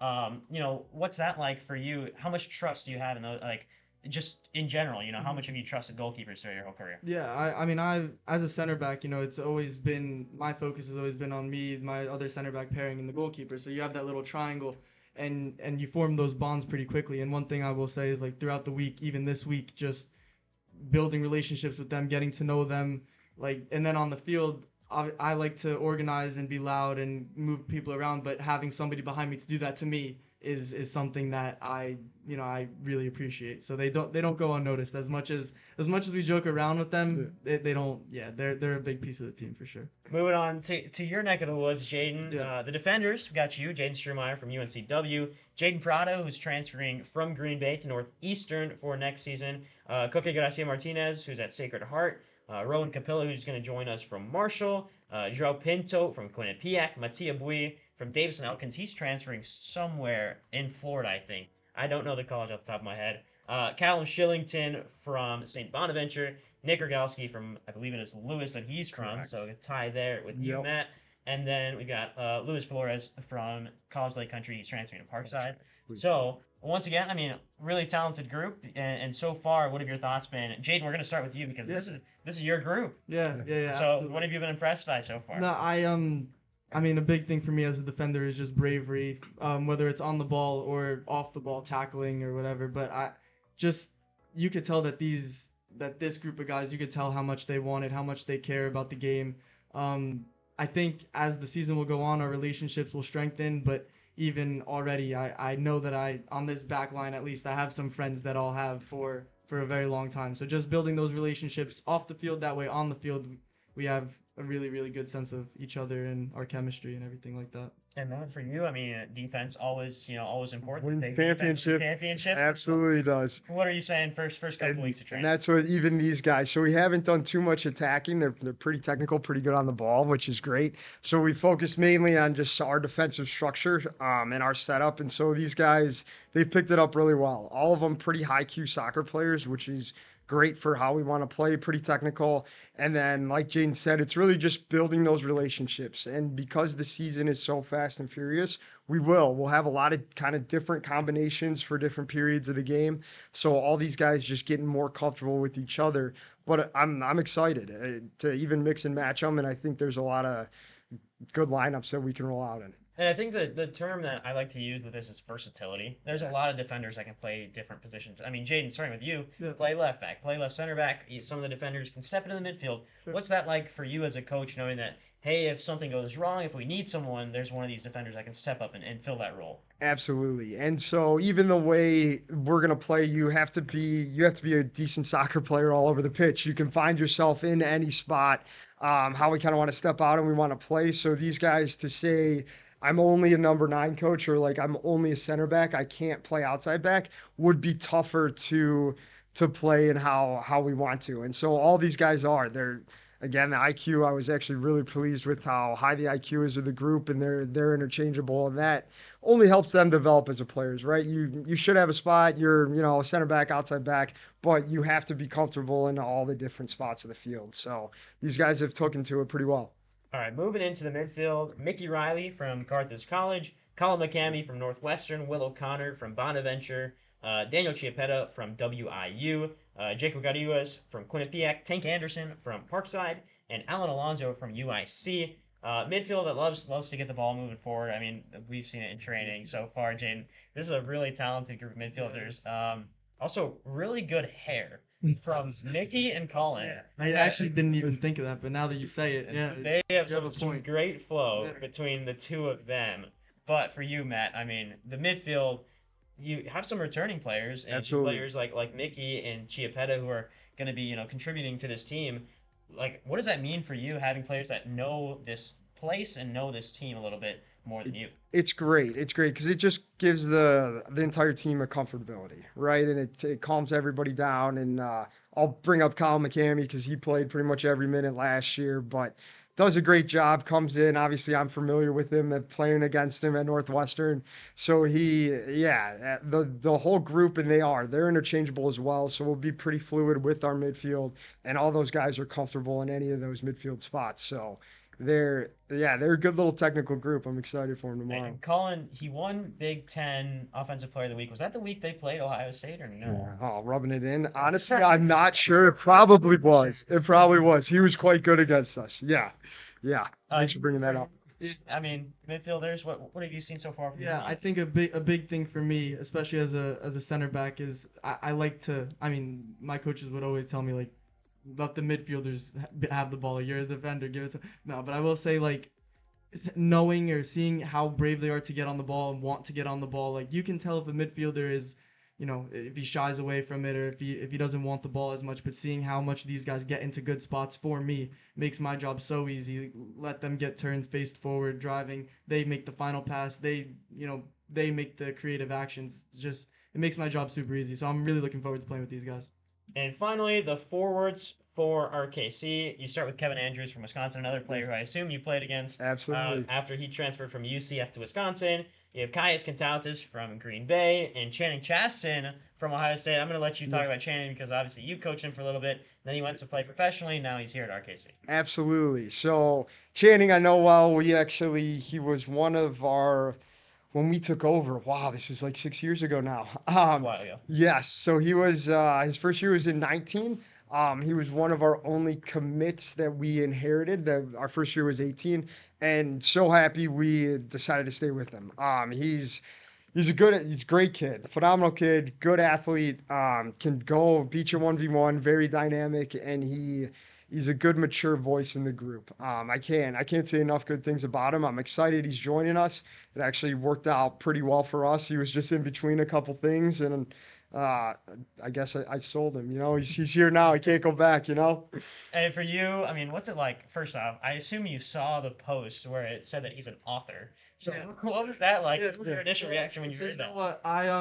I've actually crossed paths with Channing in Arizona. He played for AZ Arsenal. I played for Barca Academy. So we played each other a couple times, and he knew a lot of the people that I know. So we had, we were familiar in that way. But I knew he went to Ohio State, and I knew he was at Phoenix Rising, but I hadn't heard of him until, I hadn't seen anything about him until we posted him. I was like, oh my gosh, Channing, this guy's familiar for me. And then to see that he's an author, see what he's doing with everything off the field is just amazing. And I really applaud him for that. And I wish him nothing but the best for his future endeavors. Yeah, I think we're gonna have Channing on. Hopefully, if we can take this show on the road in Thunder Bay, that's something that's potentially in the works. But for you to see things like that, player who gets out in the community, there's a club that's hosting a day where they're gonna bring him in and let him talk to the players. For someone who gets out in the community, what's that like for you as a coach, having formerly coached him and just seeing him do things off the field? It's awesome to see. So even Channing as a high schooler he just carries himself very well. He was even mature as a 17-year-old, 18-year-old.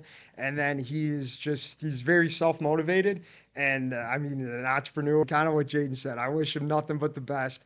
And it's awesome because he does have a passion for it, right? And it's great for these kids to get involved in something.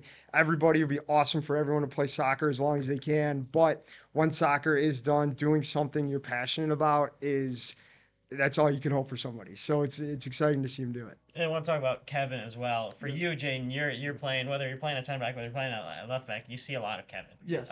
What has impressed you from him so far? Well, I see a lot of him, and I'm very happy to say that I will be seeing a lot of him in our jersey and not somebody else's, because he's a tricky player. But I will say, as a defender, you feel a bit of pressure because you want to keep a zero on the board for as long as possible. But to know that we have guys like Channing and Kai and Kevin that are up there that are going to score goals for us, it takes the pressure off of us. Because we know that we won't have to rely on keeping clean sheets every single game. Obviously, we want to, but it's probably not the most realistic thing to say. So knowing that we will score goals, it's just a great thing to see.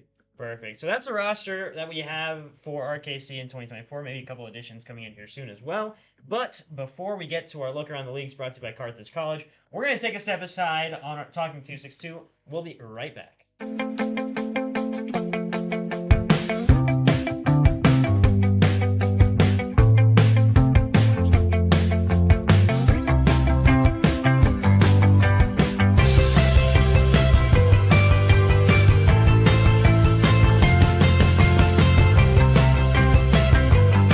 Located in southeast Wisconsin, come discover Racine County.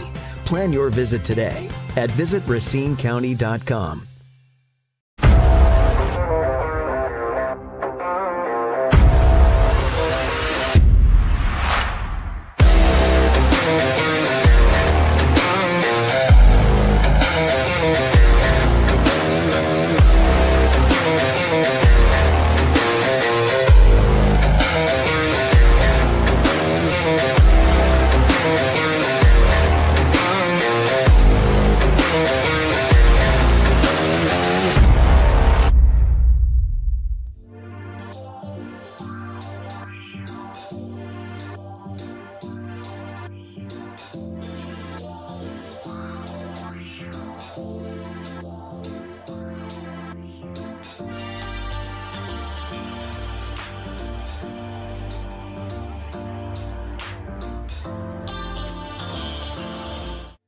All right, welcome back to Talking 262. Arnav Pokhrel, Matt Foldsey, Jaden Strumeyer here with you.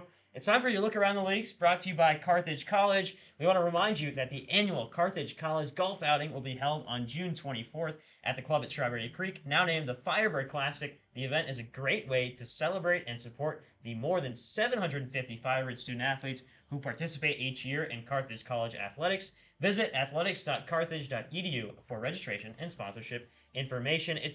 We're going to take a look around the league. We're going to start with the W League because they have a couple of pretty important games on their side. We're going to start with the division schedule for this upcoming week after today and tomorrow when Minnesota Aurora and Riverlight play. Bavarian United will play against Chicago Dutch Lions at home. We've got Rochester FC against RKC, like we mentioned on Sunday. And then we've got Riverlight against Chicago City. So both teams based out of Aurora, Illinois. They both play in Chicago. That one will be at Spartan Athletic Park, so Riverlight's going to host that one. We got Minnesota Aurora FC hosting us in RKC Third Coast. Bavarian United hosts Riverlight. And then to close off the week of play, Chicago Dutch Lions host Rochester FC. Me and the other co-host here, Carson Lutke, we do this thing where we predict every non-RKC game. So far, I've got one leg up on him. If I scroll up in here, I think I've got a 5-3 record, and he's got a 4-4 record. So I'm going to run through my predictions for the non-RKC games. I've got Bavarian beating Chicago Dutch Lions. I've got a draw between Riverlight and Chicago City. I've got Riverlight taking down Bavarian United, and I've got Rochester beating Chicago Dutch Lions. Carson's putting his predictions in after the school day because he's still a high school student, so he's still got school. But for the League 2 side, we've got 2 RKC games in Minneapolis City and St. Croix in the upcoming week. And then we've got Thunder Bay with their season opener against Bavarian United and Rochester hosting Minneapolis City. So 2 Minnesota teams, both with bird logos, playing against each other next Saturday as well. My 2 predictions, I've got Thunder Bay, I've got Rochester. Those 2 teams in Rochester and Minneapolis have already played once this season, and Minneapolis City won. So I think Rochester will get one back against them. But for you guys, I mean, how much do you take into a stock? Like, other kind of, are you focused on tomorrow, and then after tomorrow you kind of look around the division, and then you start getting into that mode? Yes. I think one game at a time, and especially right now, preseason was quick. Just really looking, I'm very, very happy it's a home game. It's nice just to be at home and not have to travel for the first one, just kind of getting our feet wet here. And then as the season goes on, we can get a little bit more, watching the scoreboards and all that good stuff, but just mainly focused on us tomorrow. Yeah, same thing with you, Jane. I mean, you want to play well tomorrow, and then you can look around. Of course, yeah. We're going to take it one game at a time, one performance at a time, one half at a time, like however you want to look at it. It's just, for me and for the team, it's just getting, once you get those first 3 points on the board, things start to feel a lot more comfortable. So I always think it's important to start fast and to start with a win. So that's obviously what we're going to try and do tomorrow. All right, next episode, we're planning, hopefully next Friday or Saturday, we'll have Jaden Masters from the USLW team, formerly of University of Houston, now at ULM and IMG Academy graduate. We'll have her with us next week. Before I thank our sponsors, any last words, Jaden, Matt? I'll leave the floor to you guys. No, well, hopefully we'll see a lot of these viewers tomorrow at the game. I don't know, since I've never played, I don't know how much of a crowd we get, but I'm looking forward to seeing everybody there supporting us. We appreciate it a lot. So the more people that we can have, the better be for us. So Absolutely. Yeah. We'd love to see a ton of people there tomorrow if you can make it out. And then I would just like to thank Wayne for the opportunity and the team as well. He's done a great job getting us all here and we're excited. So thank you to the ownership. All right, yeah, perfect. Thank our sponsors. As always, visit Racine County. We're there in their offices right now. They're our goal sponsor, our highlight video sponsor. We got our athletic trainer, Ricardo, who's done a great job. He's from Mosh Athletic Training. Red Onion Racine is our post-game meal sponsor. Carthage College equipment sponsor. And Camp Shutout is our save sponsor. Once again, that's Jaden Strumeyer, Matt Foldsey. That's another episode of Talking 262. I'm your host, Arnav Pokhrel. We'll see you next week. We'll see you tomorrow. We want to thank you too for having us. This was great. We appreciate it. Appreciate it. Yeah, you do. That'll be it. We'll see you tomorrow at Pritchard Park and Sunday USLW travels. And we're back here in the Visit Racine County Studios next Friday.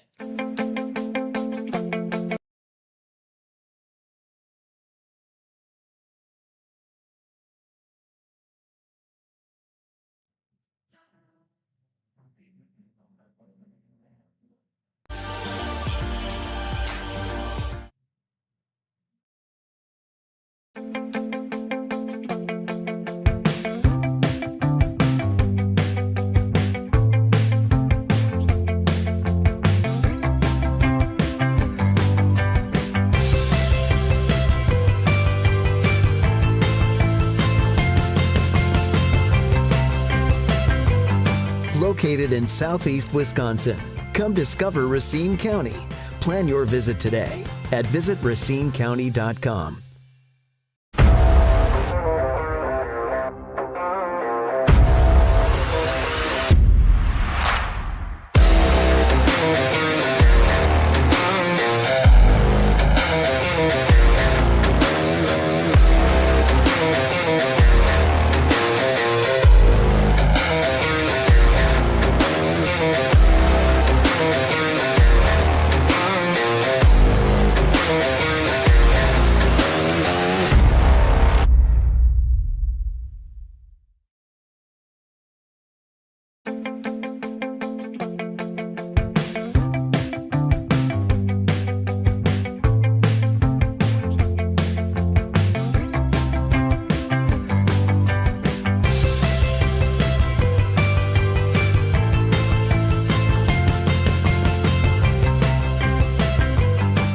Located in southeast Wisconsin, come discover Racine County.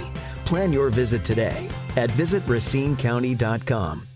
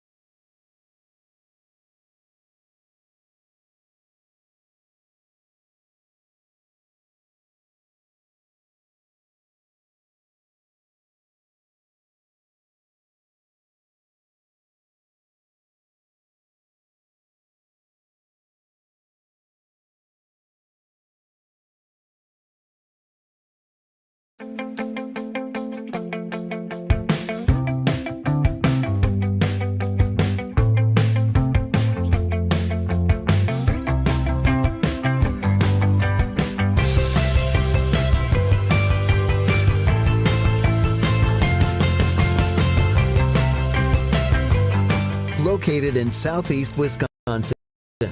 Come discover Racine County. Plan your visit today at visitracinecounty.com.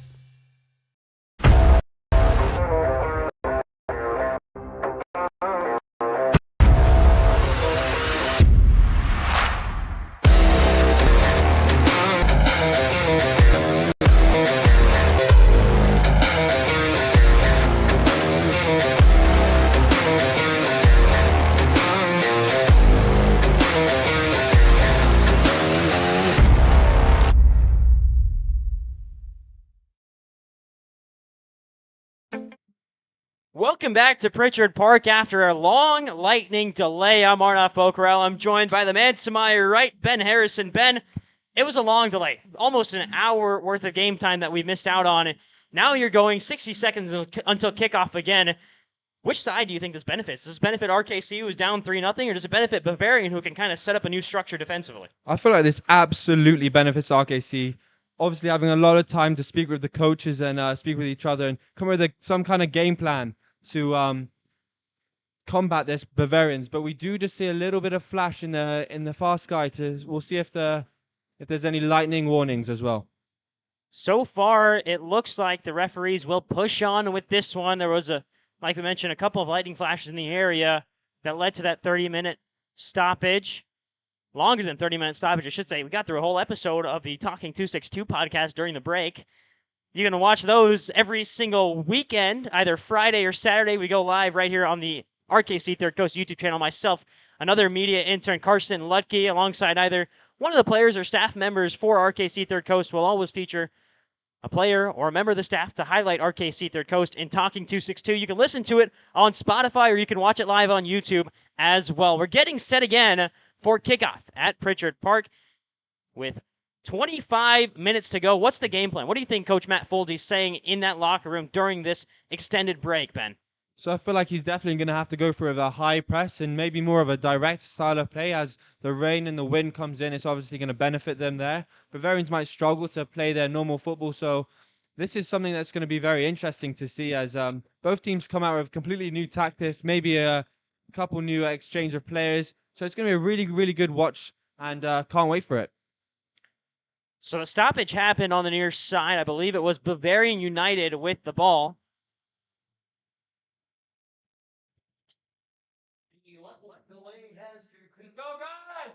And play will resume in the 65th minute.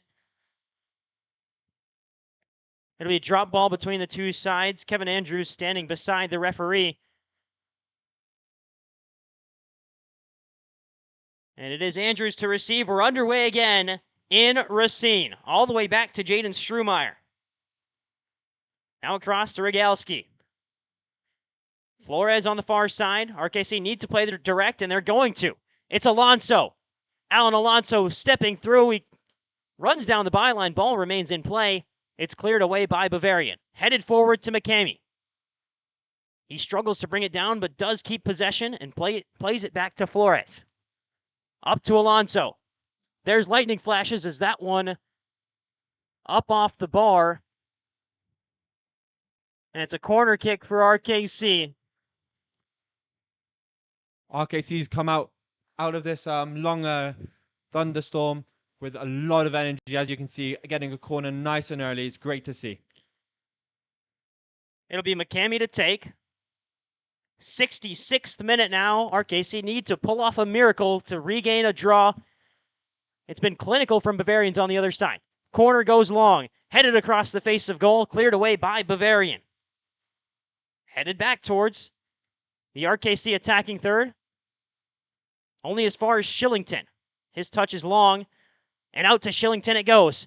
Here's Callum Shillington cross in looking for Chaston. First time volley from Rowan Capilla is well over the bar, but chances are there. Now you're seeing RKC going direct play straight to the forwards and letting them create a little bit. You see Shillington there getting that ball in. Wasn't the greatest ball from Shillington, but the chances are there now for RKC, Ben. Yeah, indeed. Bavarians have seemed to drop very, very deep, and it's benefiting RKC as they've dominated the couple minutes we've had of play so far, and it's really looking strong for them. Maybe the comeback is on. Ball forward. Strumeyer, clears it away. Here's McCamey. Through contact. Colin McCamey, the second contact he couldn't battle through. Capilla, sliding challenge. He's on a yellow. Got to be careful about that. Out to Kareem Pere. Strumeyer defending. Pere again. Strumeyer stands tall for now. And now he can clear it away. Great work from Jaden Strumeyer. Ball whipped in to Mickey Riley. Laid back to McCamey. A chance to work wide for Alonso. He's got a man outside. It's Flores. And RKC are flying now. Out to Chaston. Channing Chaston. Ball rolls inside onto his left foot. Chaston. Pass out wide to Mickey Riley. Riley outside of the football. Out for a corner. Pressure building for RKC. Corner kick brought to you by the Prairie School, RKC's official corner kick sponsor in 2024. Taken short to McCamey. Back to Riley. Capilla whips the ball in. It's deflected high and away by Bavarian United. Capilla will shield it out of play. Take it in quickly. Looking for McCamey. Down the near side. McCamey's cross took a deflection on the way in, but it's won back by RKC. Good recovery from Strumeyer. Shillington. Out wide to Chaston. Channing Chaston, couple of step overs. Has an option down the line, elects to turn it back inside, and now will go out to Flores. Left-footed cross from Flores. In the box, opportunities there. As Strumeyer takes it down, plays with McCamey. Out wide Flores again, chance for another good cross in. It sits well for Alonso, but he's just pushed off the ball. Shillington now. Rogalski. Strumeyer, and it just feels like constant pressure for RKC, Ben, just continuing to fire the ball forward. Yeah, as we can see, Bavarians all deep in their own half with Mito Mitrovic dropping very, very deep into his own box. This is a completely new start from RKC, and it's great to see them come out with so much energy. Sits up for Alonso, whose shot takes a deflection, but it doesn't actually take a deflection, just looks like it. Off the bounce, it'll be a goal kick and a chance for Bavarians to breathe a little bit. It's been 4 minutes since the restart, and play has just remained in this RKC attacking half. It looks like Bavarians are still stuck in the change room. They're yet to come out onto the field and really establish themselves, but here we see them slowly build up back into the game with a goal kick, and they're going long, playing it safe. Ibarra has played well. It hasn't been too busy of a game for him, just a couple of saves for the UWM goalkeeper who started all 17 games for the Panthers in 2023. Flicked on well and then brought down by Pere. Ball rolled out wide. This is Dryden. Flores took a tumble as Dryden cuts to his right foot, saved away by Diana. Well, Nick Diana makes a save. That's brought to you by Camp Shutout, the official save sponsor of RKC Third Coast in 2024. Camp Shutout, the world's largest goalkeeping camp with over 450 hotel rooms and 450 goalkeepers to live in them. Visit campshutout.com for more information. Here's a corner kick for RKC, for Bavarian United, should say. Taken short and then eventually worked out wide. It's flicked in back post. Diana comes across. It was off the side netting and offsides anyways. Well, that's what Bavarian United can do now is they sit back and then eventually when they get those chances to push forward, just fly forward on the counter. And they've got pace up top in Kareem Pere. It looks like RKC go to 3 at the back. It's Strumeyer, Rogalski, and Shillington, the 3. As here's Rowan Capilla. The future Marshall defender shoved off the ball. Pass out wide from Bavarian wasn't there. Strumeyer now will throw it forward to Capilla, who just throws it right back to Strumeyer. 70th minute now, 20 minutes for RKC to pull off a miracle. Flores on the right side. Long ball up ahead. There's a sprinting Alonso. It's a great stop from Bavarian's center back, Rui Aoki. It's kicked out of play by Aoki. It'll be a throw-in for the home side.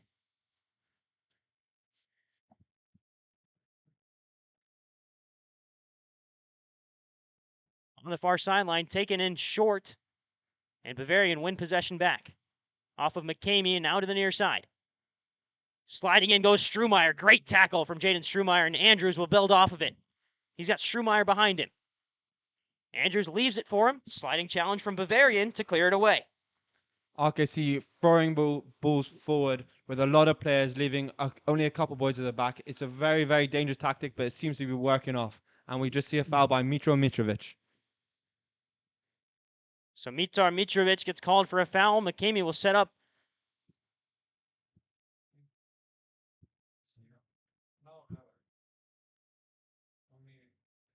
It's now or never for RKC. Down by 3. McCamey, great ball in, curling. But it bounces away from the third coast. Flores cuts in, plays it back out to McCamey. Bodies in the box. McCamey's ball, back post. Ibata's there to collect.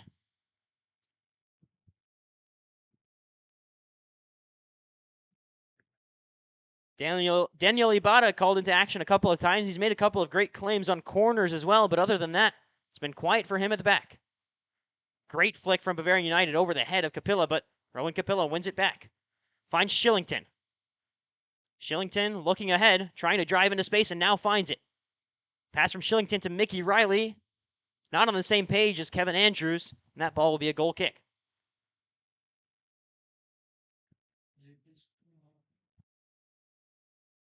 It's great to see the intensity that RKC's come out with. Obviously not quite getting the clinical touches here, but really working the ball around the box and trying to get all the crosses and touches around the box as possible. And this is the cleanest that RKC has played all game, and you wonder, if that mentality's out there in the first couple of minutes, especially those first 10 minutes when you give up 2 goals to Bavarian, this game could look a lot different. Cleared away by Strumeyer, but there's a chance to drive forward with the foot of Marki Rojovic. Cross comes in, cleared away by RKC, only as far as Mitar Mitrovic. His pass to Perret, his Marquette teammate. Perret trying to funnel it through the back line. There's a good ball outside of the foot, but cut out by Bavarian United. Alonso giving chase for RKC, down by 3 with 15 minutes to go. Still searching for that goal. At home, haven't scored since a goal against Rochester FC at home in the home opener. Last time they scored was 2 games ago against Minneapolis City away. Diana rolls it out to Strumeyer. Strumeyer across the face of goal. Rogalski. Now up the park to Flores. Alonso. Chaston. Good work between RKC as they get the ball forward. Alonso running onto it. Dragged at the back. Alonso holds on to possession. Finds Chaston. Clipped in. Ibata saves. Opportunities there. Once again, RKC building from the back and finding opportunities going forward. Yeah, as we can see, RKC's adopted that quite a high press of throwing balls forward. Bavarians have reacted by going to a 4-back with only 3 in midfield, as they believe they need a little bit more of the defense as we come to the closing minutes of this game. Strumeyer chests it down. Trying to go through the legs, and he'll just hold up his man. That'll be a yellow for Jaden Strumeyer. So Tactical foul there. I like to see it as Bavarians were breaking on the through-away. A yellow card is a small cost to pay instead of a goal. So Strumeyer gets booked for a yellow card. It was a tactical foul, not a bad yellow card to take for Strumeyer, who's been one of the most consistent defenders for RKC all season long. And like you said, Ben, I mean, you have Marki Horojovic, who's a sub, bursting through. You've got Karim Perret, who, as we see, is one of the fastest Bavarian players on this team.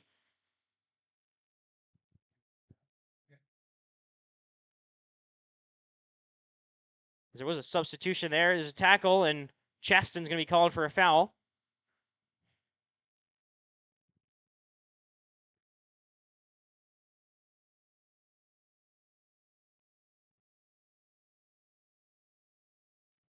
Crucial for RKC to not concede a 4th goal here, as a 3-goal deficit is enough, and with only a couple minutes left in the game, they really need to push on and try and score a couple goals here to close the gap. Here's a free kick, played short. There's a big boot. It's saved away by Diana. He's got to come back up and make a stop. Instead, Bavarians take it right back out. That shot was taken by Seth Stewart of Indiana, who just finished his redshirt sophomore season as a Hoosier. Here's Alonso. Shillington drives it forward to Mickey Riley. Great turn. Riley got taken out. It'll be RKC's ball on the far post.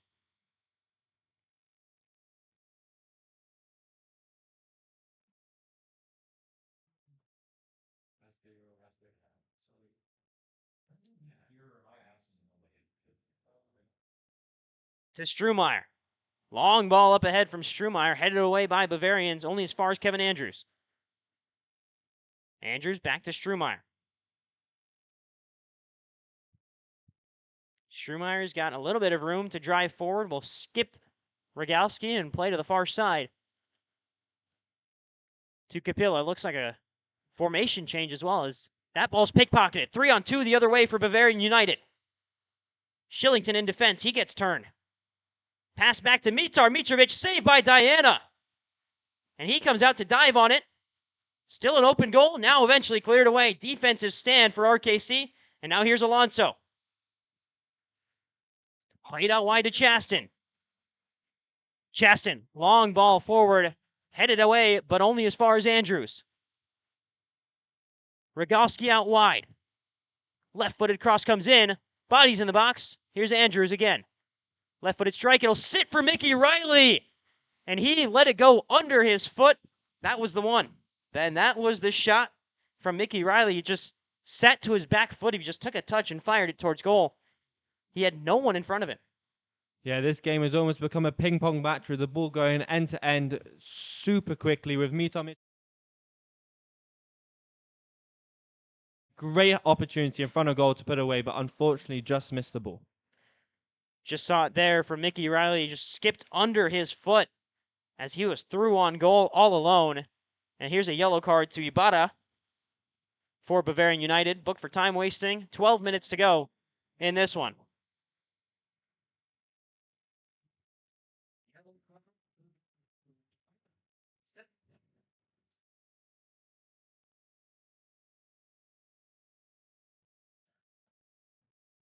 Well, RKC as a program will have another game tomorrow, but it's away, so we won't be live on this RKC Third Coast YouTube channel. It's away in the USL W League to this very team, Bavarian United SC. The USL W side still searching for that first victory to get off the board in the Heartland Division. We don't return here for a while. In fact, it's next Tuesday, June 11th, when we'll be back here live from the RKC Third Coast YouTube channel with game action, but we'll be live with the podcast on Friday afternoon, live from the Visit Racine County offices. This one's up ahead. Chance to run onto it for RKC. Sliding challenge out of play by Bavarian United. Here we see Bavarians under a lot of pressure from RKC again. RKC really building that intensity around the box, but just need to find that clinical touch just to put the first goal in. And I believe if the first goal in, we might see a couple more opportunities pop up as Bavarians seem to get frustrated, and hopefully we can see them pop in a couple more goals. Corner kick for McCamey, headed across the face of goal. Another shot taken.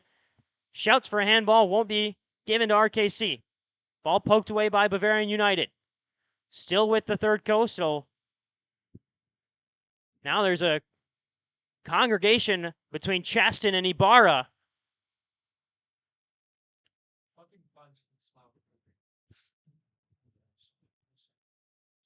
And the referee forced to separate the group as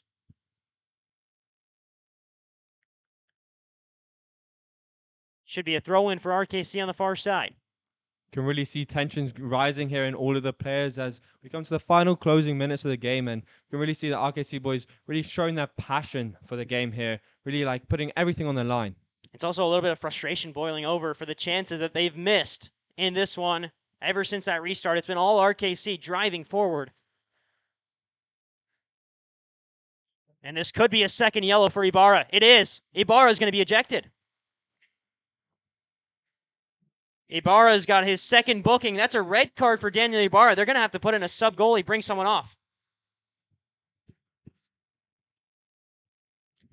So Ibarra gets a yellow. Second yellow card shown. He'll be sent off the pitch, and Bavarian United will turn it now to Alexander Groh, the Brookfield, Wisconsin native, who's a senior at Bradley, made 7 starts in 2023, has started twice for for Bavarian United in 2024. So Groh will have to come on, but someone's also got to get subbed off. So, I mean, if there's ever a chance to take advantage of something for RKC, now's the time. You're up a man in the final 10 minutes or so if you include stoppage time. Yeah, this is ideal for RKC as Bavarians drop down to a man, and they can really use their tactics to open up the space and really drag the players out. And with a new goalkeeper in net, it will be a tough decision to come in with this rain and wind. So early shots off and goal will create a great opportunity for RKC to get some goals here. Groh's a good goalkeeper, but coming in as a substitute goalkeeper is always a different beast. And we're going to bring in Alex Cara, who's an Indiana goalkeeper playing for RKC. I mean, Alex, you're a goalkeeper yourself. Talk to me about, coming in as a substitute, what that's like for you. Yeah, so as a sub, especially in this weather, raining, it's windy, it's very difficult, very difficult. Had to do it a couple times in my career, my youth career, and it's not been pleasant, I can tell you that. What do you think is going through the head of Alexander Groh right now? Is he knows he's got to come in. It's a red card. So as he's warming up, what do you think is going through his mind? I think just coming in and is doing his role as a keeper, stepping up, becoming a leader for the team. With 10 men especially, he's got to communicate more and just make sure he's on point with his shot stopping, parrying, of course, in this rain, very important. So there it is. Alex Cara stepping in, talking about goalkeepers, the Indiana goalkeeper himself, recently into Racine. As it looks like the substitution is ready to be made, Alexander Groh will enter the field of play. We'll see who Bavarian United take off. In addition to Ibarra leaving the pitch, that also takes him out of next game for Bavarian United. So he is going to be ineligible for Bavarian United's next matchup, which is against St. Croix on June 7th. So just 3 days later, they'll host St. Croix before traveling away to St. Croix on June 12th. 2 straight matches against the Legends. As Alexander Groh enters the field of play, out goes Karim Pare, the Marquette forward, which takes away that offensive capability of the Marquette forward. You take him off, and now it's like really packing it in now for Bavarian United. Yeah, they're going to really have to pack it in and keep it low and deep inside of their own box. A shame to see them missing Tristan, who was a regular starter for them, but he wasn't rostered this game for unknown reasons. But yeah, it's going to be a difficult one for Bavarians as RKC is really packing on a lot of the pressure here, and they're already a man up, so it's going to be a great last 5 to 10 minutes. Ball cleared away by Bavarian United. It's the final stretch for RKC, maybe to gain some momentum as they head into an away game against St. Croix, looking for revenge after St. Croix came to Racine and took down the Third Coast 2-0. Curved ball through. It sits up nicely for RKC and Kevin Andrews. Andrews on the ball a lot more. You got to move forward if you're Kevin Andrews. Instead, it'll go back. Strumeyer. Mickey Riley. Strumeyer will get there first and keep possession of the ball. Here's Shillington. Looking for the entry pass. Clips one forward to Alonso. This one can be run on. Options in the box. It's cleared away by Bavarian. Ball still in play. And you can see the Bavarian players celebrating hard. They know every clearance is more time that's ticked off the clock. Exactly. The Bavarians are really packing it in here with almost all 11 men in their own box. RKC's got to really try hard to drag them out to get balls into the area and get that little tap in for the goals. Foul called on the Third Coast. 86th minute of play. We're going to have a decent amount of stoppage time with the restart and then the red card to Ibarra. But RKC's going to have to score early here soon. A 3-goal deficit. They're going to have to score in the next couple minutes if they want any chance of getting back at this. Alexander Groh's got to be quick with this free kick. He knows that the referee is pretty short-tempered with the goalkeepers, as he's already seen with 2 yellow cards to the starter of the game. Shillington does well to find Rogalski. Back to Shillington, who can drive in space. His pass is errant out wide, and now he's got to recover. Kicked away by Isom, out of play, just to waste a little bit more time. There's no striker on the field for Bavarian United. Karim Pare went off for goalkeeper Alexander Groh after a red card was shown to Daniel Ibarra's second infraction. Alonso gets pressured off the ball. Foul called on Alan Alonso. It'll be a free kick for Bavarian and more time ticking away for RKC. Yeah, Bavarian's game management really coming on show here with a lot of experience in their team, and RKC physically frustrated with this, but they're playing out of their boots, so it's a difficult watch.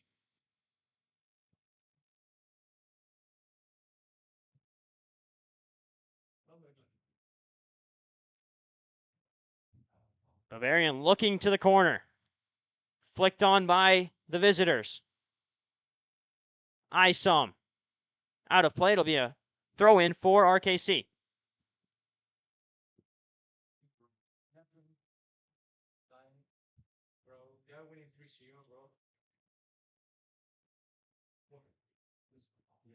Yellow card for us. Yeah, 7 for us. Seven yellow card for us. Crazy. I swear. Wasting time. Never seen that in my life. Kevin Andrews for us. Yeah. Wasting time. Pushing. Yellow card. Kevin Andrews issued a yellow card for RKC as this one cleared away. Last touch off the third coast and a throw in for Bavarian United. 88th minute.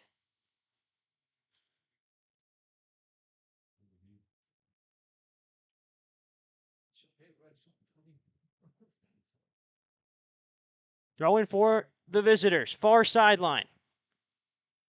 Headed down. Now away. Still with it is Andrews. He's pushed off the ball. Foul called. McCamey will move the ball back, take it quickly. Or try to take it quickly.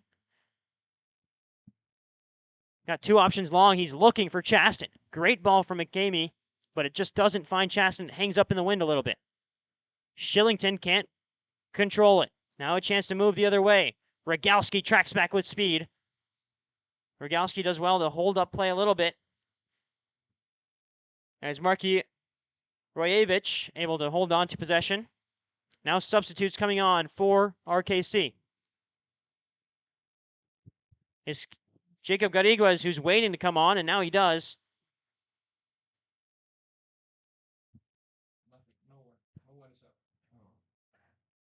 Gariguez comes on. It looks like Rogalski will be the one to make way on the back sideline. So another attacking substitution for RKC in the closing stages. Here's Andrews. Gets past his man. Clipped in, looking for Riley, cleared away momentarily. Back to Andrews. Driven ball in, last touch off of Riley. RKC needs to keep it in. It's cleared away by Bavarians. We're into stoppage time in the 90th minute.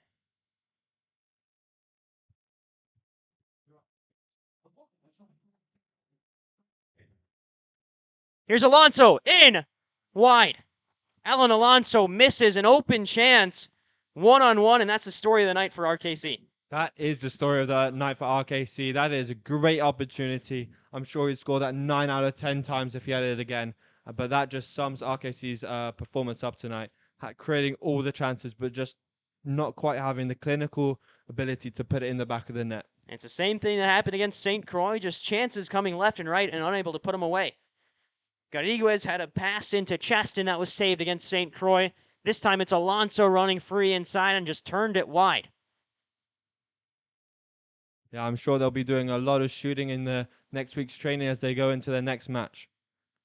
Next match for the USL League 2 side is away to St. Croix on Sunday.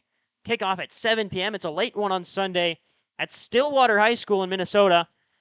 About 4.5, 5 hours away from here in Racine. And then before that, we've got a USLW game, 2 USLW games away. One away tomorrow against Bavarian United SC up in Milwaukee. And one away on Saturday at Aurora University, as RKC Third Coast will take on Chicago Dutch Lions. Player cramping up here for Bavarian United. It's Rui Aoki, and he's being tended to as the clock continues to tick off in stoppage time, but they'll delay the clock a little bit here. Stillwater High School. Stillwater.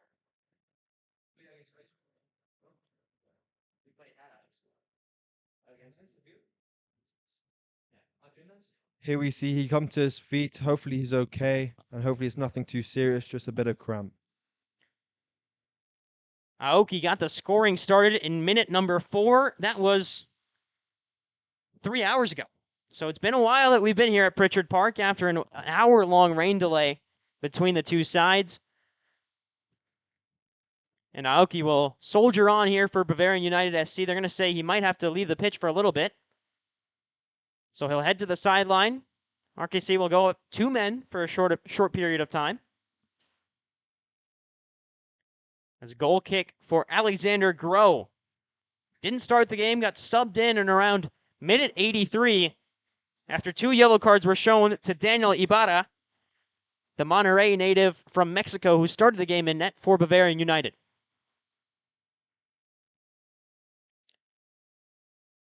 Five minutes of stoppage time may as well be up here. We're just going to play until the referee feels like he should blow the whistle.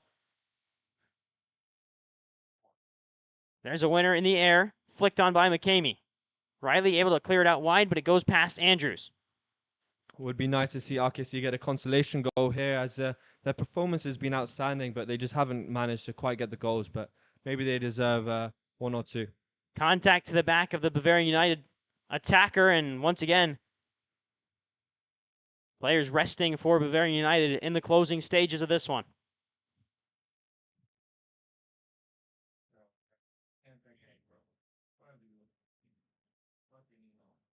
We're well into stoppage time after a couple of injuries to Bavarian United players.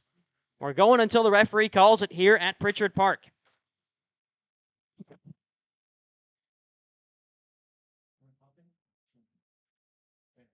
Here we see Bavarians going to the corner, trying to waste a little bit more time. Hopefully RKC can get their head on it and get further up the field. It's won back by the visitors. Cleared away again by Bavarian United. Headed on. Offside flags up anyways.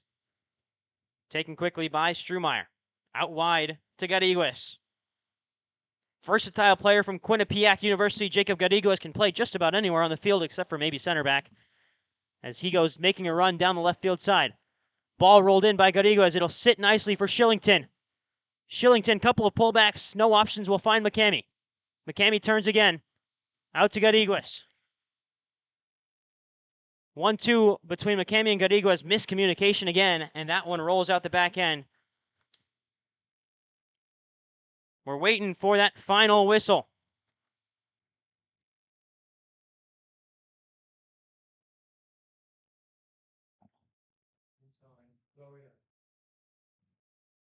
Here we see the Bavarians going long again, just trying to waste all the time until that final whistle goes. During this derby, it's been a great game. Unfortunately, the score hasn't quite represented the competitiveness of this game. But it's great to see 2 Wisconsin teams really going at it.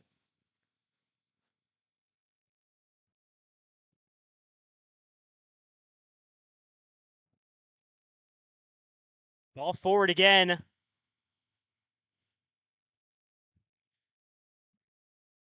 RKC running down with Chaston. He can't keep it in. Throw in for Bavarian United.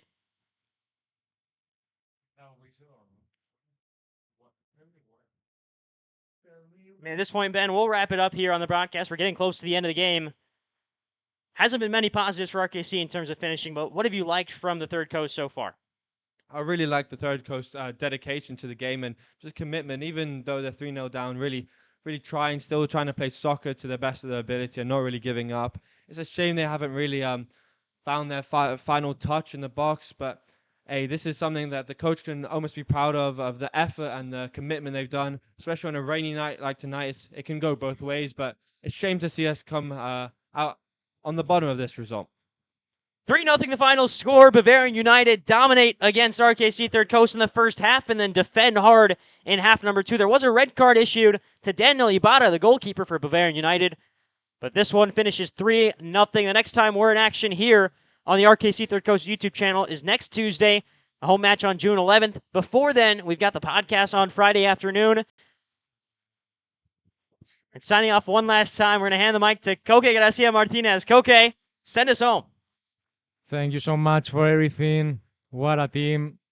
The season is gonna be fixed in the next days, 100%. We are gonna do great things this year. So, Allah, RKC Coast.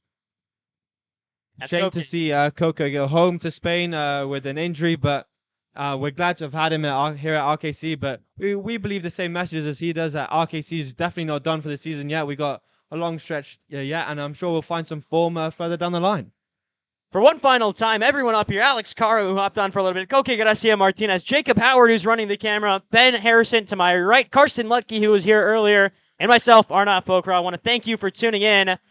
Bavarian United win 3-0 over RKC Third Coast, and that'll be it on a long night here at Pritchard Park. Thanks for tuning in. We'll see you next time on the RKC Third Coast YouTube channel.